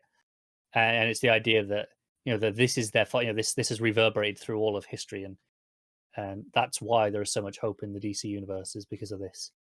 But they get back to the operator, and they're in the Heroverse, and he's like, okay, well, job well done. Let's send you back home. And he's like, well, actually, let's. And they go to Metropolis, and they're back living there. And he gets the number from that guy that he talked to in issue 7 or 8, whenever it was. It might have been earlier than that, actually, when he was convinced he needed the powers to talk to him because he was insecure in himself. But here he's like, who needs superpowers when you got hope? And then realizes he's got a chai tea, and Lombard's going to be pissed. Nice little joke ending. A nice little joke throughout it as well. When they're changing history, they don't want to accidentally wipe David Bowie out from history. So that becomes a little bit of a running gag throughout the rest of the issue, which is kind of fun. It's really solid. Again, it does everything it needs to as a conclusion, ties it really nicely together as a whole 12 issues, not just this second half, with the hope and the Superman being that defining theme. It's really solid. Art's fantastic again. It's not shifting styles as much this time as it usually is in this book. Different characters, heroes are still drawn in different styles, but it's rarely as overt as it has been throughout the rest of the book's history. There's no big hero introduction pages with the full whole other style for a page or two. That's not in this, which makes sense. But it's really well handled. This is a solid 8.5. That'll take us on to Far Sector, issue 4, N.K. Jemsin, writing with Jamal Campbell on the art. We ended issue 3 with the protest happening, and she's trying to talk them down and have the peacekeepers not fire on the crowd, and that becomes a big sort of thing here in this issue, is this debate with the peacekeeper about this isn't peace, like firing on them is not peace, this is just causing chaos and anger. And it leads to kind of just a natural sort of companion scene to that, where she goes to the leaders and says, hey, this is bullshit, what are you doing this for? And they reveal that this has actually happened 12 times before, and they always just overpower them and kill people and squash it, and they've brought her in as someone different because she might be able to do something else with it. And she's she has this show of power at one point where she kind of blasts her ring at something to make it very clear, no, you're not going to be using violence with these people. It's not called for. But of course we see the peacekeeper kind of plotting with someone else, hey, her ring's different from other Green Lanterns. There's no battery. It just has to kind of recharge on its own over time. So once it's depleted, she's vulnerable for X amount of time. So yeah, and we kind of learn how long that is at the end of the issue. It says she's got 8% left, but it's going to take 5 days to fully recharge. Yeah, so 5 or so days for the full thing then, presumably. Yeah. So Yeah, so that's interesting. There's some teases as well for getting the ring. We see like one panel of like the ring being given to her, and that we know she has 1 year to make a difference to like prove herself. I feel we got that in the first issue as well. Like it may have been these almost exact same panels, but we definitely got that. Also, we learned that her ring isn't as powerful either, though. As much as it doesn't need to be connected to the central battery and recharged like the same way, it's just not as powerful in raw strength. Yeah.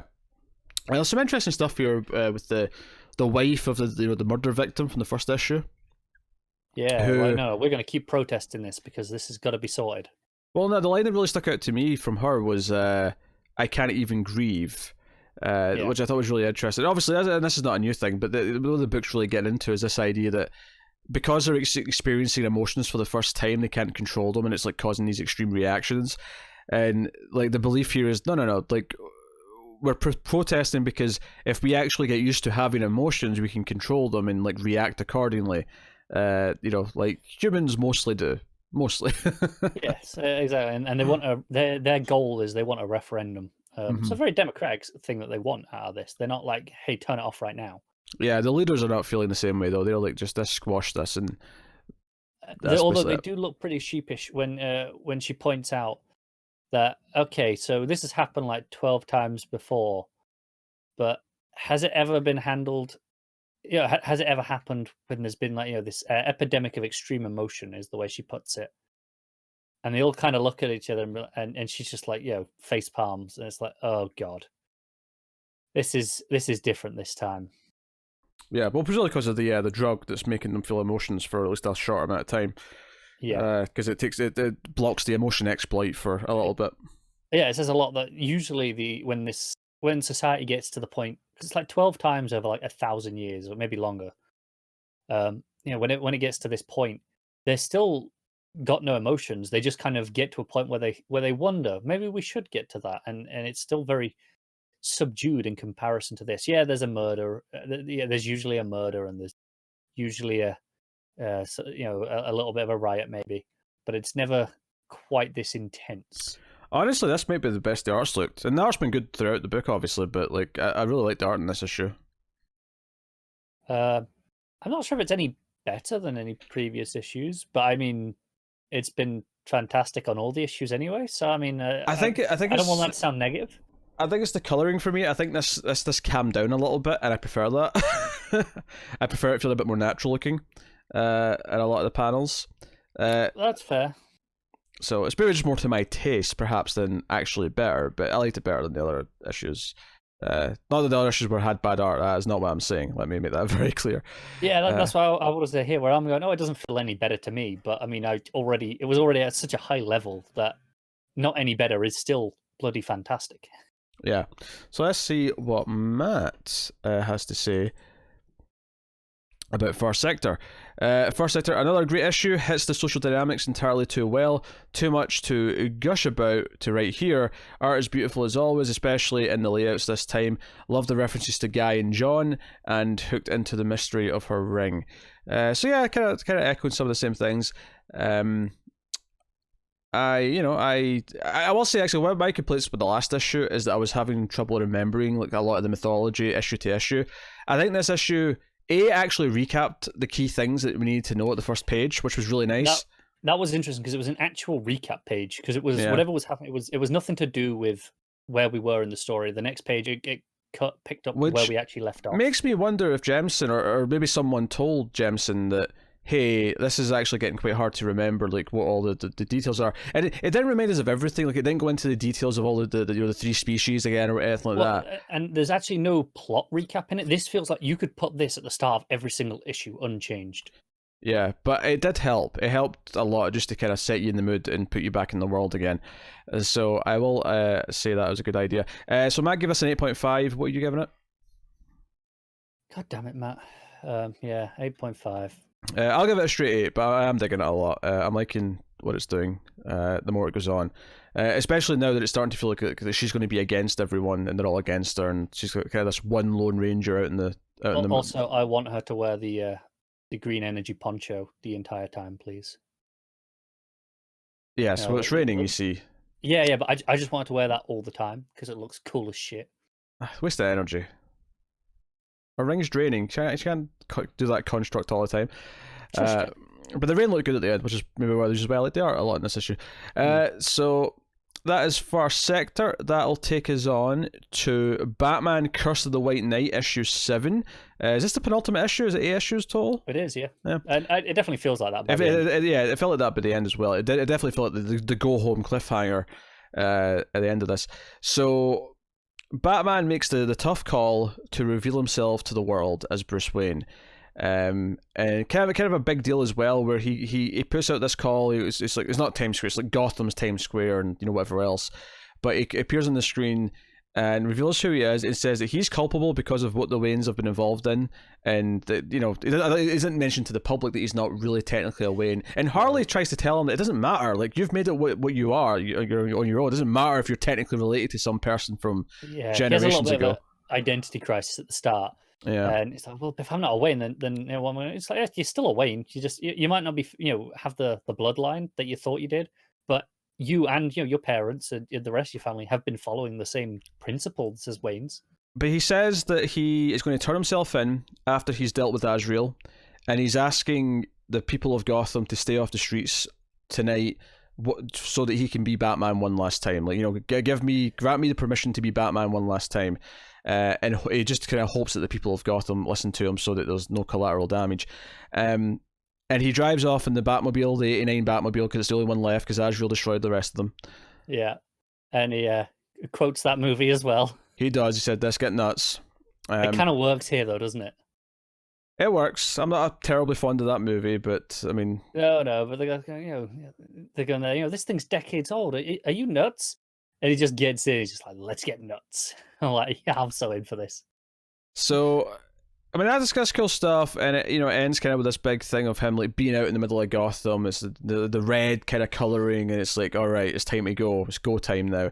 And you see that all the streets are empty. Yeah, but the big thing here is that he is intended in killing Azrael, and both Barbara and Dick are like, wait, this is not Batman. This is not who you are. And he's like, nah, Batman has to die. So, I'm going to kill Azrael. So my hope is, of course, that he's going to make the choice not to do that, when push comes to shove, and he'll still be Batman. That would be the hope. I think it is interesting that this is such a different take on Batman, that if this is, okay, he does kill, he goes down that route, I'm not going to be angry, because this Batman, for the entirety of the last book and this, has struggled with the idea of living up to what Batman actually is. That's kind of been a running theme, that he's been out of control, and he's gone too far and crossed too many lines. Is it just a case of he gives up and it's like, do you know what? No more Batman, and ends it this one time and then quits? That could be interesting. I don't know how I feel. I feel like the way the story's set up here is that we're supposed to be rooting for him not to make that choice. The way the characters are trying to talk him out of it, it feels like that's what the story's leaning towards. It doesn't, it's one thing to do like an Elseworld and sort of set up right away that this is a Batman who's willing to kill and all that stuff. I feel like because it's been focusing on that struggle, the natural inkling is still to want him to not cross that line. So, I get that. So I don't know if I'll be angry, but I don't know if I'll like it if he does. Like, I think here's the thing. I want him to make the right choice, because it's Batman, and that's the story beat, right? But I find that if he does make the wrong choice and kill him, then I feel like Murphy's got a story to tell there, and I'm interested to see that story as well. Yeah, no, that's possible. I will say the other thing I didn't like about this, because this is very good, is probably whenever they mention Jack Napier and like how he got the city to trust him, because I hated that part of the first story. You're really hung up on that, aren't you? I hate it. I hate that version of Joker. I don't like it at all. Yeah. But I mean, that's a minor part of the issue. But then obviously it looks great, as expected. This is very much the build-up issue to the final. But there was a nice kind of element of let me be Batman one last time, and trusting the people of Gotham to do that. So that was a nice sentiment to go out on. I really like the prologue as well, with Alfred going, all right, Geoff will teach you how to fight. It kind of the birth of that. Mm-hmm. That was a nice little moment. And obviously, Babs is. I mean, she's kind of back on her feet by the end. She can drive again, but she is kind of struggling to sort of recuperate early on. And she kind of tells Batman what Batman meant to her father, and why he's important. So both her and Dick are very much trying to convince him to believe in Batman and not just give it up. But anyway, so this is what Matt said. Very stand around and talk issue. Murphy gets the dynamics of the Bat family really well. Love that Bruce is still who he was meant to be despite the family history lie. Feels like the penultimate issue. Because it is. Art is good, but the stillness caught me off guard on a packed week. Don't forget Clark revealed his identity first. Ha ha ha. Batman the Animated Series Batmobile. It wasn't Batman the Animated Series Batmobile. Was it? It was the... I thought it was the 89. It was 89. Did they use the same Batmobile in Animated Series? No, they're different. They're definitely different. It looked like the 89 one to me. It had the round bit at the front. Yeah, it was 89 Batmobile. So Matt's just incorrectly knowing these Batmobiles here. For shame. Nah, because the Animated Series one doesn't have the round bit. It's a more flat design. Yeah, you're right, and it's kind of got like the cockpit at the top kind of goes over further, doesn't it? Yeah. So no, it's very different, very different. But regardless, he gives it an 8.5. So. God damn it, Matt! Yes, also giving it an 8.5. I'll just give it a straight 8. But very good, very good. I'm excited for the last issue. So that was Curse of the White Knight. That'll take us on to Basket Full of Heads, issue 5. Joe Hill writing with Leo Max on the art. And this is not the penultimate, because I think this is 7 issues. This is the only Hill House book that's 7 issues instead of 6. I think they bumped it up to 7, didn't they? Yeah. Because it was originally meant to be 6, and they bumped it up. So this is basically mostly June, if I remember her name right, in the cell. Yeah. This is the one where I remember the name. I think it was the boyfriend being Henry. I remembered Henry. Oh, get you, because I did not have that. And then on the next page, she actually said the name Henry. I'm like, yes, I got it, Henry. I'm looking now and hoping it's not Henry and hoping it's... No, it's not this book. It was American Vampire. Sorry, it's American Vampire. It's not... That's because the boyfriend in this is Liam. Yes. Well, that's not why, but sure. Right. No, but you look like a fool now. No, I was just misremembering. I knew it was one of the non-superhero books. Anyway, so...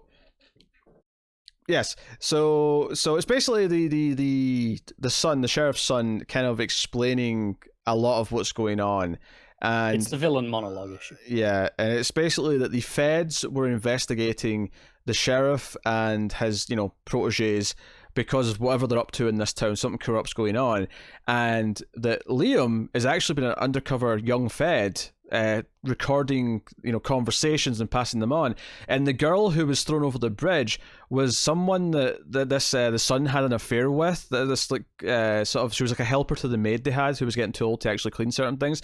So he had this kind of relationship with her, but she got pregnant and he wanted rid of her, and it got kind of nasty, and it ended with her going over a bridge, of course. Yeah, I do think it's worth noting that she wasn't thrown over the bridge. She was kind of encouraged that maybe it'd be better if you just killed yourself. Yeah, which I'm not entirely sure if that's more dark or less dark, to be honest. No, I'm not sure either. I'm not saying it's light. I'm just saying there is a distinction there. Yeah, so... And it makes everything we heard about Liam and how he was acting all summer, like, from the other characters, like, because it sounded like it was really over the top, like he was this suave dude with his shirt open and all the rest of it, like, it's like, okay, this was all bullshit. Like, this was just them trying to spin this yarn because they wanted him to look bad. And they used they've already killed the prison guards. We have to give Matt points because the people in the prison guard uniforms were in fact cops, which we both said we didn't think was happening, and it is. So he's going to be so smug about that, isn't he? He's going to be smug, yeah. I've not read his I'm so glad he's not here to be smug about it, because he'll have forgotten by the next issue.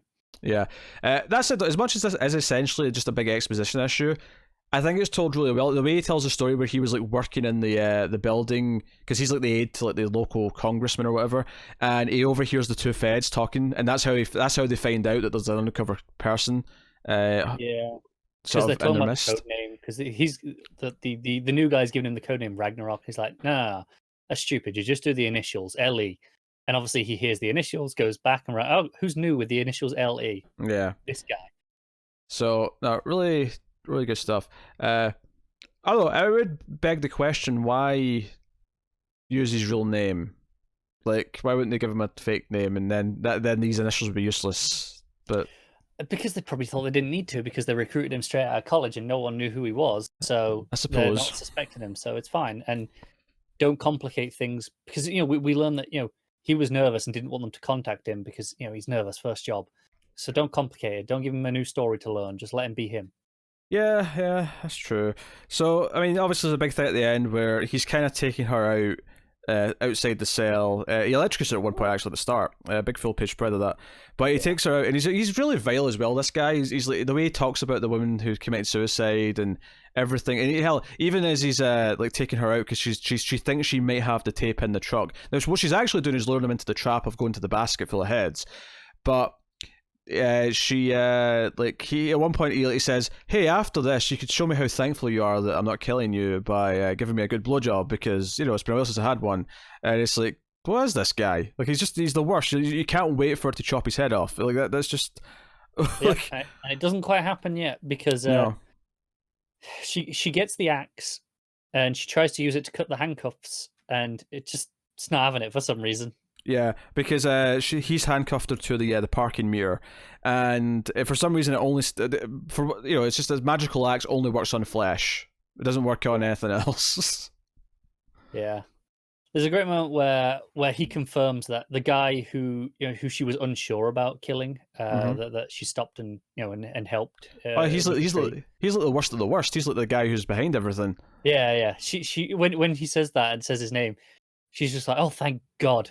Yeah, it turns out he's like the actual like crime boss. He's the one who's like selling. He's like distributing drugs to a lot of these storefronts, and like the sheriff's the one who's protecting all this and covering it all up, and like they've got a whole thing going. It kind of makes sense why the sheriff now can afford all this artifact collection. When you think about it, it does. Yeah. So she can't actually get to use the axe. It just ends with him coming towards her with a shotgun, looking all evil and smelly as the rain drips down his yellow jacket. This is like right after he's freaking out because he just saw all the heads still alive. Mm-hmm. So, no, really good stuff. Been loving this book, and looking forward to the next issue. It goes in so quickly as well. This one reads like butter. Like I slide through it. Just like an axe through those necks. Matt said this issue really leans into the art of exposition dump. Hank is a real piece of shit, and I look forward to June taking his head. Look at that, it's just mirroring some of our thoughts. Took a mundane turn, but you know what? When you have a story with magical axe, it's fine that the main villain plot is something as simple as corrupt cops and organised crime. The electrocution scene was a bit much. Leo Mac's art fits the book so well and really adds to the sleaziness. Also, you guys have to call me Ragnarok now. And Matt gave it a 9. So, jeez, he's aiming high there. I love how he starts off with the art of the exposition dump, which almost sounds negative, but clearly he's not complaining. Yeah. What are you giving it? I'm going a bit lower than that. I think this is, even though I think it's a really good issue still. Let me get that out there before I even say anything else. It's still great, but objectively probably my least favorite issue as well, because it is just, here's the villain plan. It's the least exciting issue, I would say. But it's still very, very well crafted, and the art's great. So I'm still giving it an 8. Yeah, I'm going to go with... I'll go with an 8.5. I don't know if I can quite give it the 9 that Matt did, but I love the book, and I love this issue. So, good stuff. So that will actually end the new books of the week. So believe it or not, that was, 2, 4, 6, 8, 10, 12... That was 13 new books discussed this week. 13 of them. But because we have left all of our Patreon books to the last week of the month, we have 3 more books to talk about. So we'll start off. The reason why this happens, of course, is that people on patreon.com/MailFuzzTV, if you're a patron, you can give us money every month and support things. But one of the higher tiers is you can make me or Connor read a book. In some cases, both, if you go to the even higher tier. But Red Hood Outlaw 41 is the first Patreon book that we're going to do. Scott Lobdell writing, I didn't even care enough to find the artist. So, do you want me to check? Because I feel like we should at least give him the benefit. I think it was David Messina, off the top of my head. It is. Okay, right, cool. So this is kind of the conclusion to... I don't know if this was a 2-parter. There may have been actually more of that before I read the last issue. This is part 5. This is part 5, and okay. That's why I distinctly remember saying last time was actually a very interesting issue, that it was kind of a perfect point for you to jump on, even though it was in the middle of an arc. Yeah, so this issue, there's actually someone controlling Bizarro and Artemis, so they actually have to kind of fight them a little bit. That's not Deadman, but someone that kind of has Deadman's powers. I don't really know. He even lowered Deadman. There's at one point there's heads of like Deadman. Well, yeah, I was so confused there. I think that was the point of showcasing that they had Deadman's powers. So it was like, hey, look, Deadman, just in case you're not familiar. I don't think they actually look like Deadman. I think they're like, I don't know, honestly. And because I was confused when that showed up, I was like, wait, is Deadman actually involved or not? This claims this was in the annual 2. But you read. I guess I read. I'm sure I did. Yeah, I'm gonna check. It's amazing how many of these characters I forgot about in the last month. Like I vaguely remember Jaw, like the metal jaw lady, because that was a kind of a cool idea. But the rest of them, I'm like, I don't remember any of these characters from the last issue. Maybe the baby a little bit when the baby showed up. Okay, I remember that concept a little bit, but yeah, I couldn't tell you a lot of their names, but I'm starting to remember vaguely. There's the baby with the mummy. There's Doomed, obviously, and you've got DNA. So they end up fighting Artemis and Zangief from Street Fighter, because Bizarro. Was it? Yeah, and apparently Jason just kind of snaps whatever's inside Artemis out of her by kissing her, because the spirit wants nothing to do with kissing Jason Todd. Yeah, it's like gross. It's like a little carried away there. It's like, screw it, fine. I think it's just like it admits the jig's up and goes, all right, fine, I'll give up. But I mean, why? Why would you just give up the bodies just because you've been found out? You still have control of 2 very strong people. Yeah, it was kind of weird to me. Some of Artemis's dialogue felt kind of weird for Artemis dialogue, but admittedly that may have been before she was herself, so but fair enough, I guess, if it sounds kind of weird. That was kind of like the big point where because there was one moment where she said, "Am I right?" All one word at the end of a sentence. I went, that doesn't really sound like something Artemis would say. Yeah, and to be fair, Jason does call her out, like the entity, whatever it is like, hey, you might be down on the body, you might have that under control, but you do not have the personality. Yeah, they find Veritas at the end, and she's like, all right, I guess. And they end up going back for some dinner, and they're all one big happy family, weirdly. And Jason sort of ends with the narration basically saying, well, you know what, I didn't give up. Some people didn't give up on me, so I won't give up on them.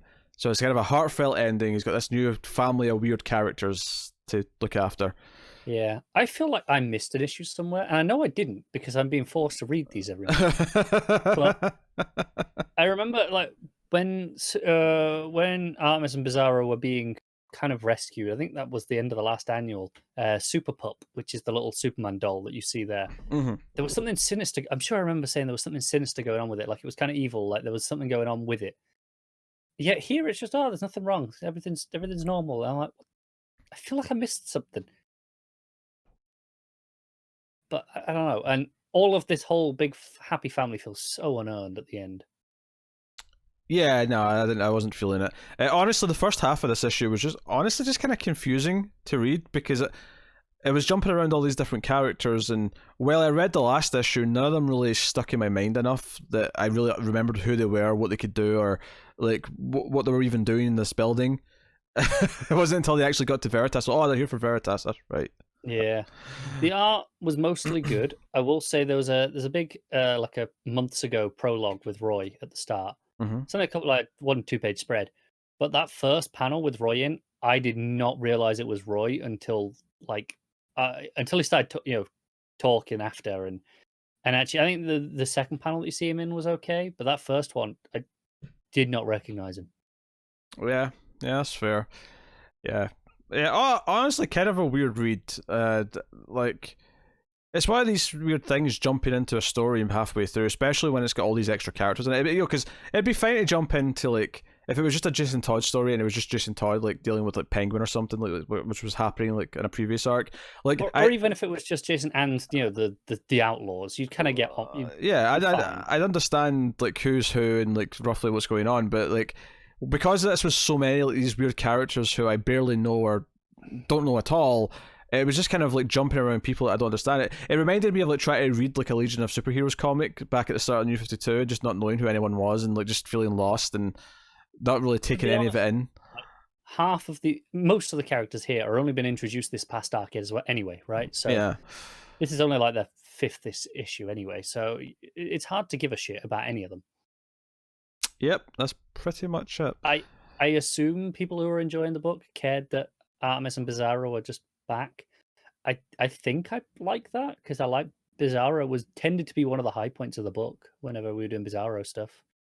So maybe I'll have some not completely terrible things. Yeah, is he not speaking in reverse now? Because he was kind of saying what he meant in this issue.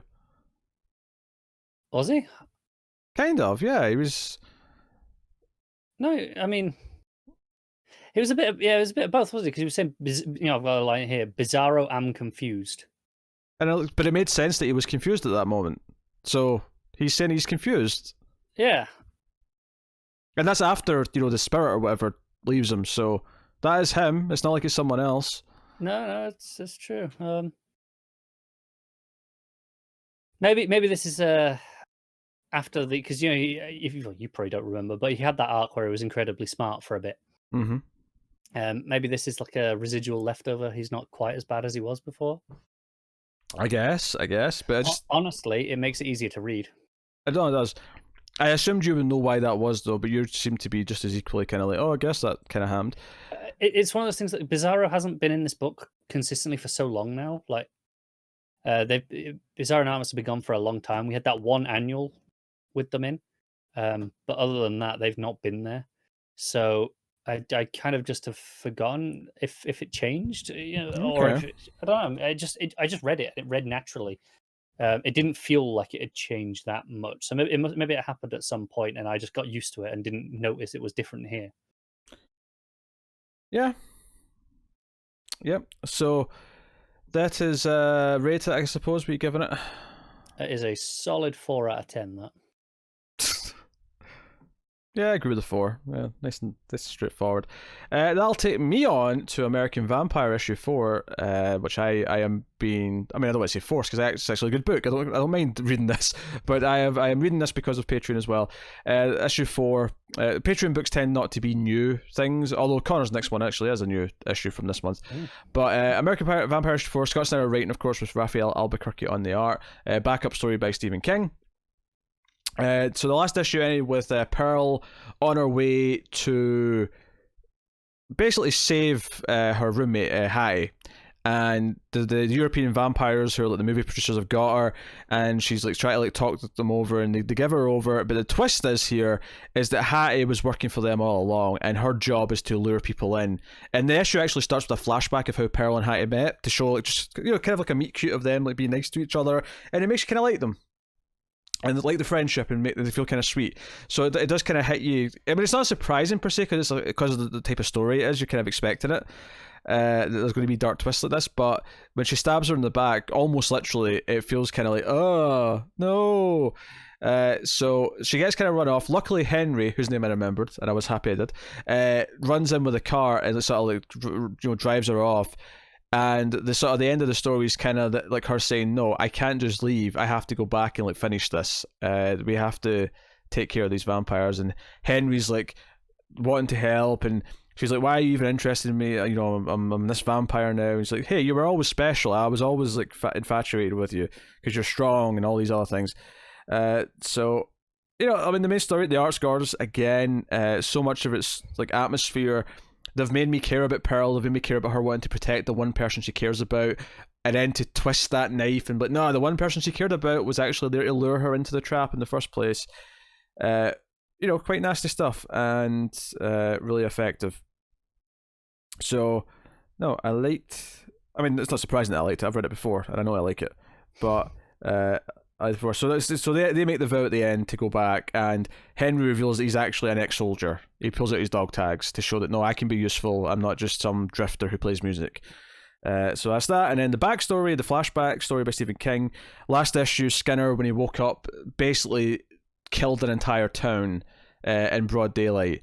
And this issue, you got Book and the writer, and the others like hunting Skinner. And you've got the European vampires also like wondering how he could do what he could have done in the middle of the day. Skinner's in the cave with his old cronies outside. That was also set up last issue. and he's just kind of in there waiting. And he kind of discovers here that he's weak because there's no moon. That was something that was set up last issue with Pearl. Is that the American vampires, their weakness is that they're kind of like have none of their superpowers or strength or anything when the moon's completely gone. When it's a total eclipse, I guess you call it. Yeah. Well, not an eclipse. It's not an eclipse, but you know what I mean. Opposite of a full moon. It's a new moon, is what you're talking about. A new moon. There you go. Okay, there you go. That's what it's called. Yeah, pretty sure. All right, there you go. So we have this thing. There's a kind of romantic moment where the other guy's daughter kind of kisses Book, and it's all this thing. And they go in to get Skinner as the European vampires watch on with binoculars. The first guy that goes in gets his face burned off by Skinner. It's kind of nasty. And Book tries to fight him, but Skinner actually drops some blood into his eye.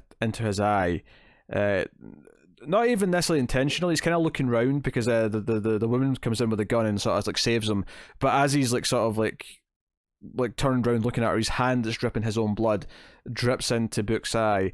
So the end of this chapter is basically the Book knows that he's going to turn into a vampire, and that's kind of the tease for next time.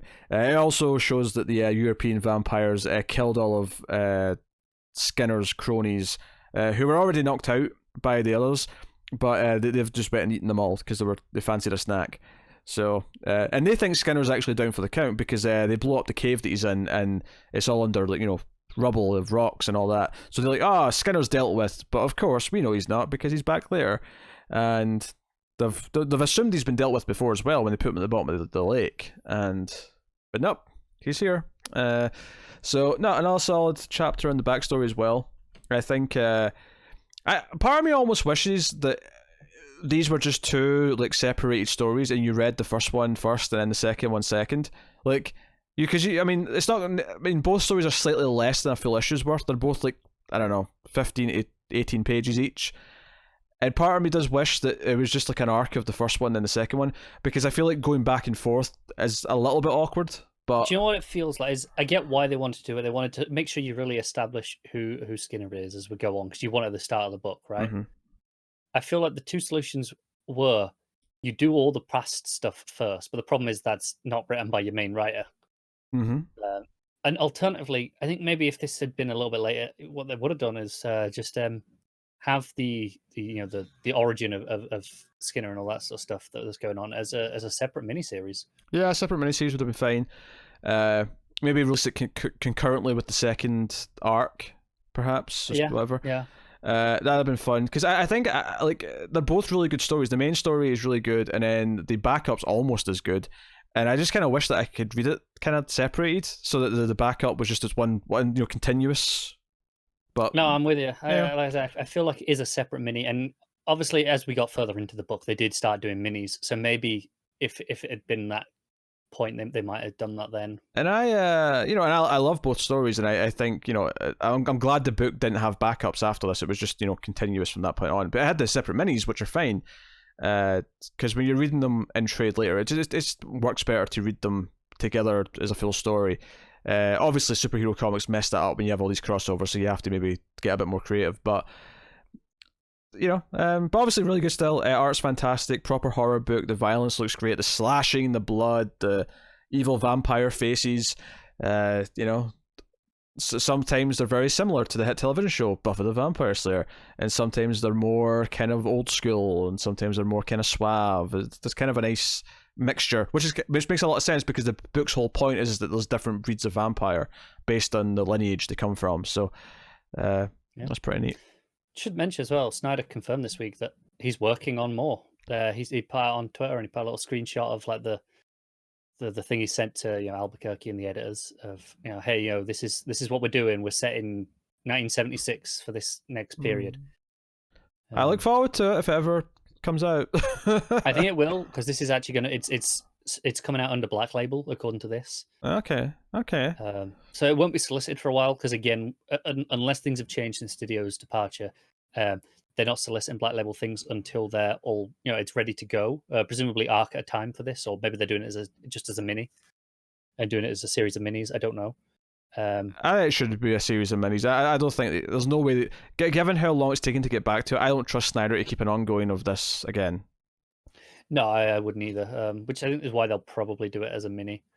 Which is fine. He got away with it with the original American Vampire series because he wasn't really doing anything else for those first, however many issues. He was doing this for a bit, and then he got Detective, and he was doing that alongside. But by the time he was doing Batman and he was like a Superman Unchained alongside it. I think it's about the time that started coming in that it started slipping. Yeah. Because he was definitely doing Batman alongside this for a while, pretty consistently. Yeah, but once he started taking on any other project, it started to really impact this. And it wasn't just like DC stuff. He was doing Witches, he was doing The Wake, he was doing Severed, all these other things. Still want more Witches. Well, he claims it's coming at some point, but maybe one day. Maybe one day. American Vampire 4 is very good, though. It is a solid 8.5 out of 10. Really good stuff. So that takes us on to the final book, Connor's last Patreon pick for the month, Undiscovered Country issue 3, which is also Scott Snyder, but also Charles issue Soule. 4. It's issue 4, sorry, okay. It is. I actually I know we had that whole thing at the start, and I checked then, and then just completely forgot to tell you, so you could change it. Well, go on then. But yeah, so it picks up right where we left off. Destiny Man's got the crew, and the brother, the soldier brother, has kind of come clean as being like on his side, being a bit of an informant. And Destiny Man's given a monologue. It's pretty good. It's talking about his ideology. He's talking about he thinks America was at its best in its first century of existence, when it was trying to survive and expand and grow. And he said, America at its heart is a simple concept: live free or die. And that's a pretty relevant theme for the rest of this issue. And it's introduced on the very first page, so I have to give it a lot of credit for that. Just something that I know Snyder likes doing in general is introducing things on the first page and trying to kind of have that as to be some for the whole story, the run, or in this case, the issue. So I definitely feel that it's come from him, not Soul. But it's still talking about he wants to get this key. And Graves, I think is his name. He's got a plan. Basically, it's like, hey, you trade me the key. You give me the key. I'll go meet Uncle Sam and get the door, and then I'll tell you the door's location and give you the key back in exchange for safe passage back home. And we get a little bit of the others kind of butting in, the diplomats being like, hey, I'll offer you anything more. I represent all these really rich countries. I'll give you anything you want. Just come and talk to me. And and Destiny Man's telling us like, you'll go soon, but there's things that we need to know. And he talks about how Aurora cast him out and had to prove himself worthy. And it's again this idea of Aurora being kind of in charge of everything at the center of America. And it's just about how America, everything changed, and that's why people came here. They wanted to be changed. They wanted to be something new. And and it does close-ups on the fact that he is pretty mutated. Like he's got like a lobster claw for one hand. And the other hand, I don't know how to describe. It's kind of like a talon. It looks a bit scaly, but maybe there's feathers as well. Could be. It's like a claw talon hand. It's pretty interesting. But he comes up to it because he's got them all tied up. And he's like, "All right, but why were you chosen?" And this is where we actually get to this issue's flashbacks, because obviously each issue has been focusing on a different character and introducing them all via flashbacks and how they got here. And this is the journalist character. And this one is probably the most relevant to its issue so far. Like most of them have just been, okay, this is this character, and it maybe has a little bit of thematic relevance. But this one is directly related to the plot of this issue, because we learn, we're introduced to this journalist, who she is, and that she's got this little drone that she has programmed that protects her and does recon and get some stories for her and stuff like that. But she also wanted to know, why was I chosen and why were the rest of us chosen? And she's been doing digging, obviously, before they came, and she found a message within the message. So obviously we got the video message, but there was also a text element. Said it had instructions, coordinates, other things, but it also had a list of names, and it's all their names who are on the mission, and it was signed by Aurora. So this Aurora asked for them specifically, and that's a big mystery as to why, which is very intriguing. But alongside that, we'll get Destiny Man gives him the key. There's this really interesting contraption, like this box with like a hole in it, and he puts one of his talon fingers into the hole, and it snaps off, and it's eaten essentially, and then it opens up, and it's a golden nail. It's the golden spike. It's a real-ish thing. It's from like the original like train lines in America. Like when one of the big ones, the first one across the continent was completed. The final thing that they put in was this golden railroad spike, and that was the final one. And and they're like, well, this isn't a key; it's a railroad spike, and it's kind of like, no, in this place, this is a key, and it seems to be these symbolic things are the keys rather than physical objects being keys. It's this is symbolic of a time of America's history, and that seems to be really important here for this mystery, which is really interesting. But and this is where the flashback becomes relevant again, because the drone actually rescues them. It sets them free. So again, live free or die, and that's going on. And they're right, okay, let's go to Uncle Sam and let's do it. And then we cut to Uncle Sam, and he's giving his own rallying cry to his own followers. And it's like, this is our time. Time for war against the Destiny Man. We have to fight to protect our way out of the zone and walk the spiral together, or freedom or glory. It's the American way. It's time to do the one thing we know best. The final page is him with a megaphone telling all his followers, live free or die. So I'm kind of getting the impression that he is actually trying to win Aurora's favor as much as Destiny Man is. That's kind of what I'm getting is, Destiny Man said he was cast out because he wasn't following the ideals enough and had to prove himself. He had to live free or die and capture the true American spirit. And it really feels that's what Uncle Sam's doing here. And I mean, even the name, everything he wears, it all plays into that. It's interesting because he is very much that the old well, we need you poster that with that face, that general, like it's that's the design for this character. And it's really interesting how it's playing into that American culture as an idea of this this historical culture, but in this futuristic mutated world. It gets really fascinating. Art's great again. Nothing in particular stood out other than like the really gnarly stuff, like the talons snapping off in the box and that sort of stuff, and just more mutated things. Like it's like these weird eyeball looking things that are rolling and eating through the roads that are dragging the cars instead of wheels. It's something, that's for sure. But yeah, no, this is another really solid issue. It really opened up the mystery, and I'm really intrigued to see where it goes. This is give it an 8. All right. Well, that'll wrap up the books and take us out of the part of the show. We pick our favourite stuff of the week. We do our favourite panel/moment, favourite art, favourite cover, and top 5 books. We'll start with panel/moment. I'll use Matt's as the sort of jumping off point for each one. Matt's favourite moment was Finn turning on the sharks, or turning the sharks on the shark, to be specific. Wasn't expecting that at all. Also, Green Arrow intro and Leviathan Dawn, which I also pointed out was really atmospheric and cool. Also, Joe using her blast in First Sector, and Bruce unmasking in White Knight. So he's got a few there that you wanted to mention. But Finn using the sharks was his moment. What's yours? That's cool. I mean, obviously, all the ones that I read there, I agree were great moments. I'm going to go with the one from Batman Superman that I mentioned when we were talking about the book. It's Race jumping out of the tree with the sword and Superman grabbing it and struggling with the synthetic kryptonite. I loved that battle.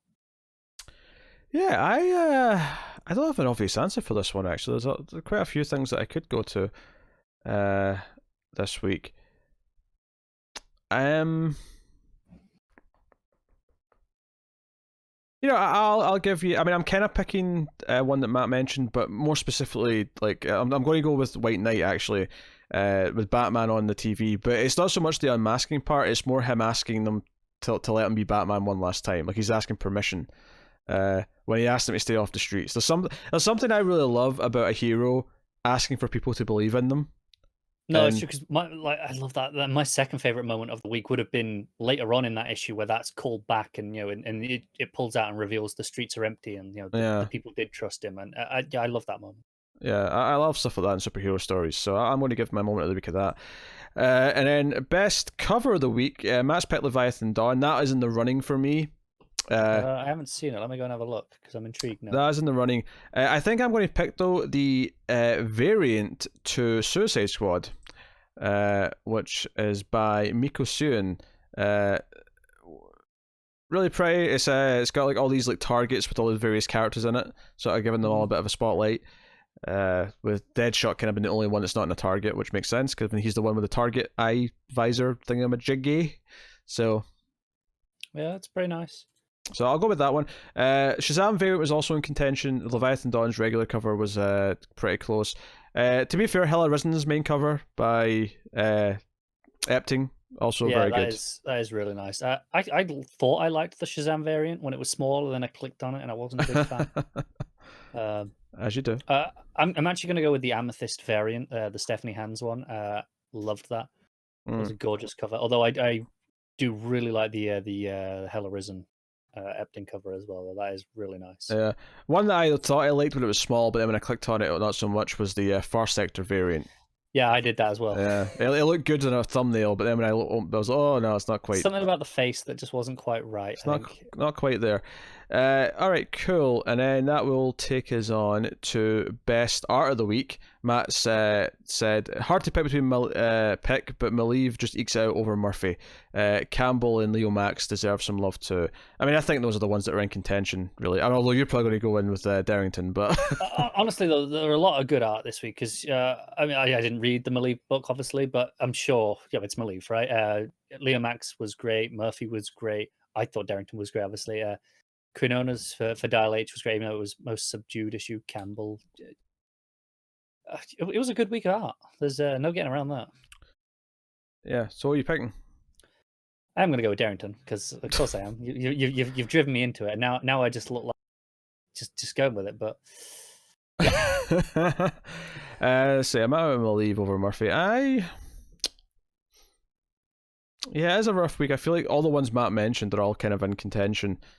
It's hard to kind of argue with those. Should also mention Redondo from Suicide Squad as well. Which actually I think is my pick. I think Redondo's my pick. The outside choice in the end.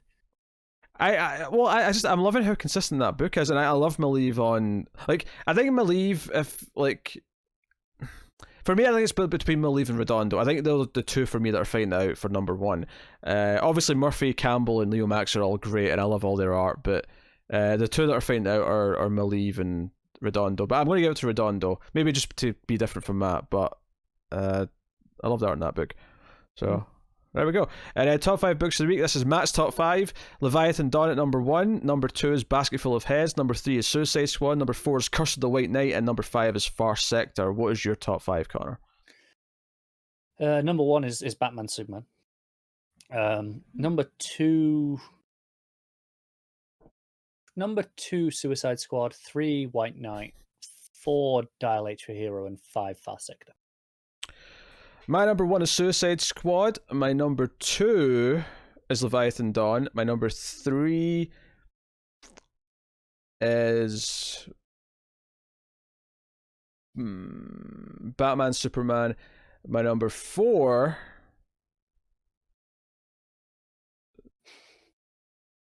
No, number 3 is Basket Full of Heads, sorry. Number 4 is Batman Superman, and then number 5 is Far Sector. There you go. That's my top 5. It's hard when there's 13 that I need to look at. Yeah, you have to actually really think about it, don't you? I have to like rule out a lot of them and be like, well, I'm obviously not picking that, and I'm obviously not picking that. But I mean, 5th place because I went to a bunch of things because I gave it quite a few books an 8. But I think Far Sector is the one that just ekes out a little bit this week versus the rest of them. I was actually quite lucky in the sense I had 1 9 and then 4 8.5s. So it was just a case of ordering the 8.5s.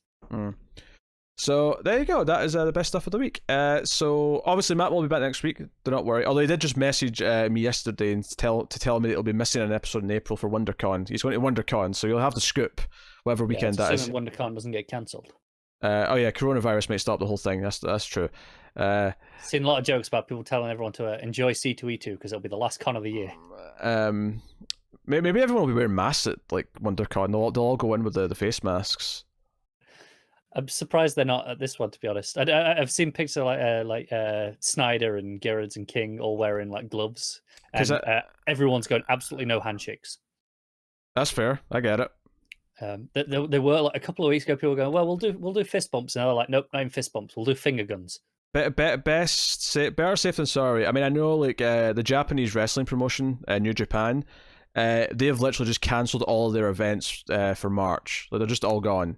Yeah, it's kind of like talking about like in gaming, GDC was supposed to be like this coming month in March. Yeah. Rather than cancel it, they did the most gaming thing ever and delayed it to Q3.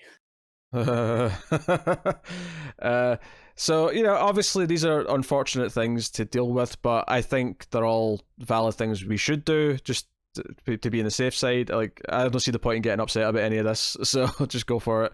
Yeah, it sucks if it has to be cancelled, but I mean, that's life if it does. Yeah, I'd rather none of the creators I like, or anyone else at the con for that matter, ends up dying because people were stubborn and said, no, we're not going to take this seriously.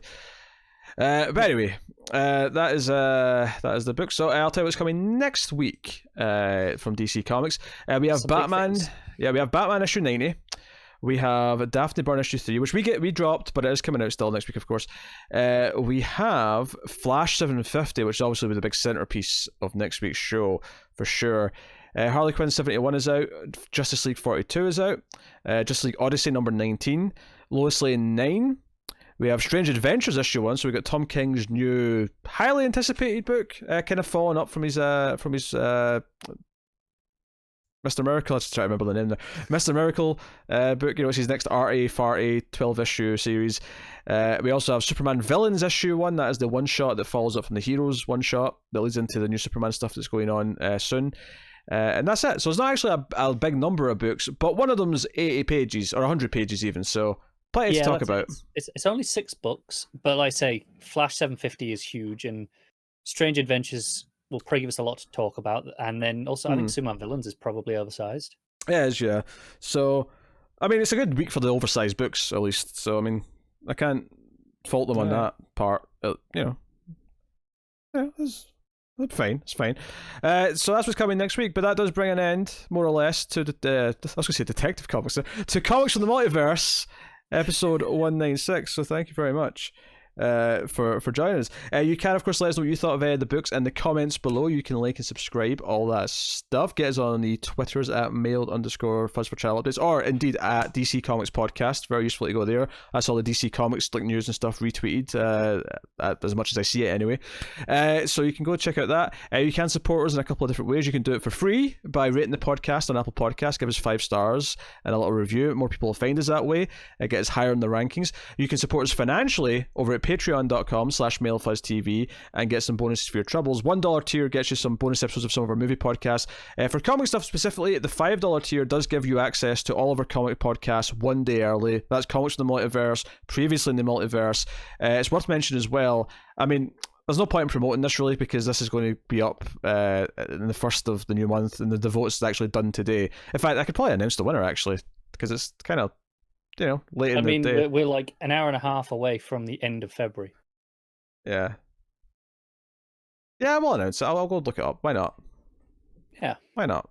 So there's a vote right now for Previously in the Multiverse for the $5 patrons, deciding what our 7th book on that show is going to be. If you're not familiar with Previously in the Multiverse, it's our comics podcast. It's a sister show to this that me and Connor do, where we talk about classic DC comic runs, and we're working through a bunch. So the 7th slot there was a vote for.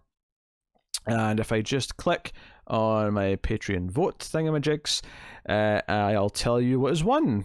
Sort of live. I don't even know which one because I'm just checking. I really hope it's not a tie now. That a 3-way tie would be quite amusing. I'll find out in a second, won't I? So the winner is Stephanie Brown Batgirl is the winner. Very close though. I mean, not to bump people out who voted for it, but Blue Beetle was close. Like Blue Beetle, the post Infinite Crisis run was very close to winning. I'm a little bit disappointed because in the sense that I've read Stephanie Brown Batgirl before. I know I'm going to enjoy that. Don't get me wrong, but it would have been fun to read Blue Beetle. Surprisingly though, Secret 6, no votes. Really, people just. And I'm sure it's not because people don't like it. I'm sure it's just that they all just happen to prefer one of the other options. So. No Secret 6 votes. But yeah, so Stephanie Brown Batgirl will be the 7th book on that starting next week's episode. Because, next week's that episode, right? Yeah. Yeah, just keep a track, because it's every other week. So, go to Patreon. have a look and see if you want to support us that way. I will thank our Patreon producers as well, just before we go. This is our producers. That means that they're patrons at $20 or above. So thank you to David Short, Alison M. Fordyce, Cindy Palacios, Tyler Hess, and Talking Superman. Thank you to you guys. So there you go. That has been Collins from the Multiverse. Thank you very much once again for watching or listening. We always appreciate it. Look forward to Matt's return next week.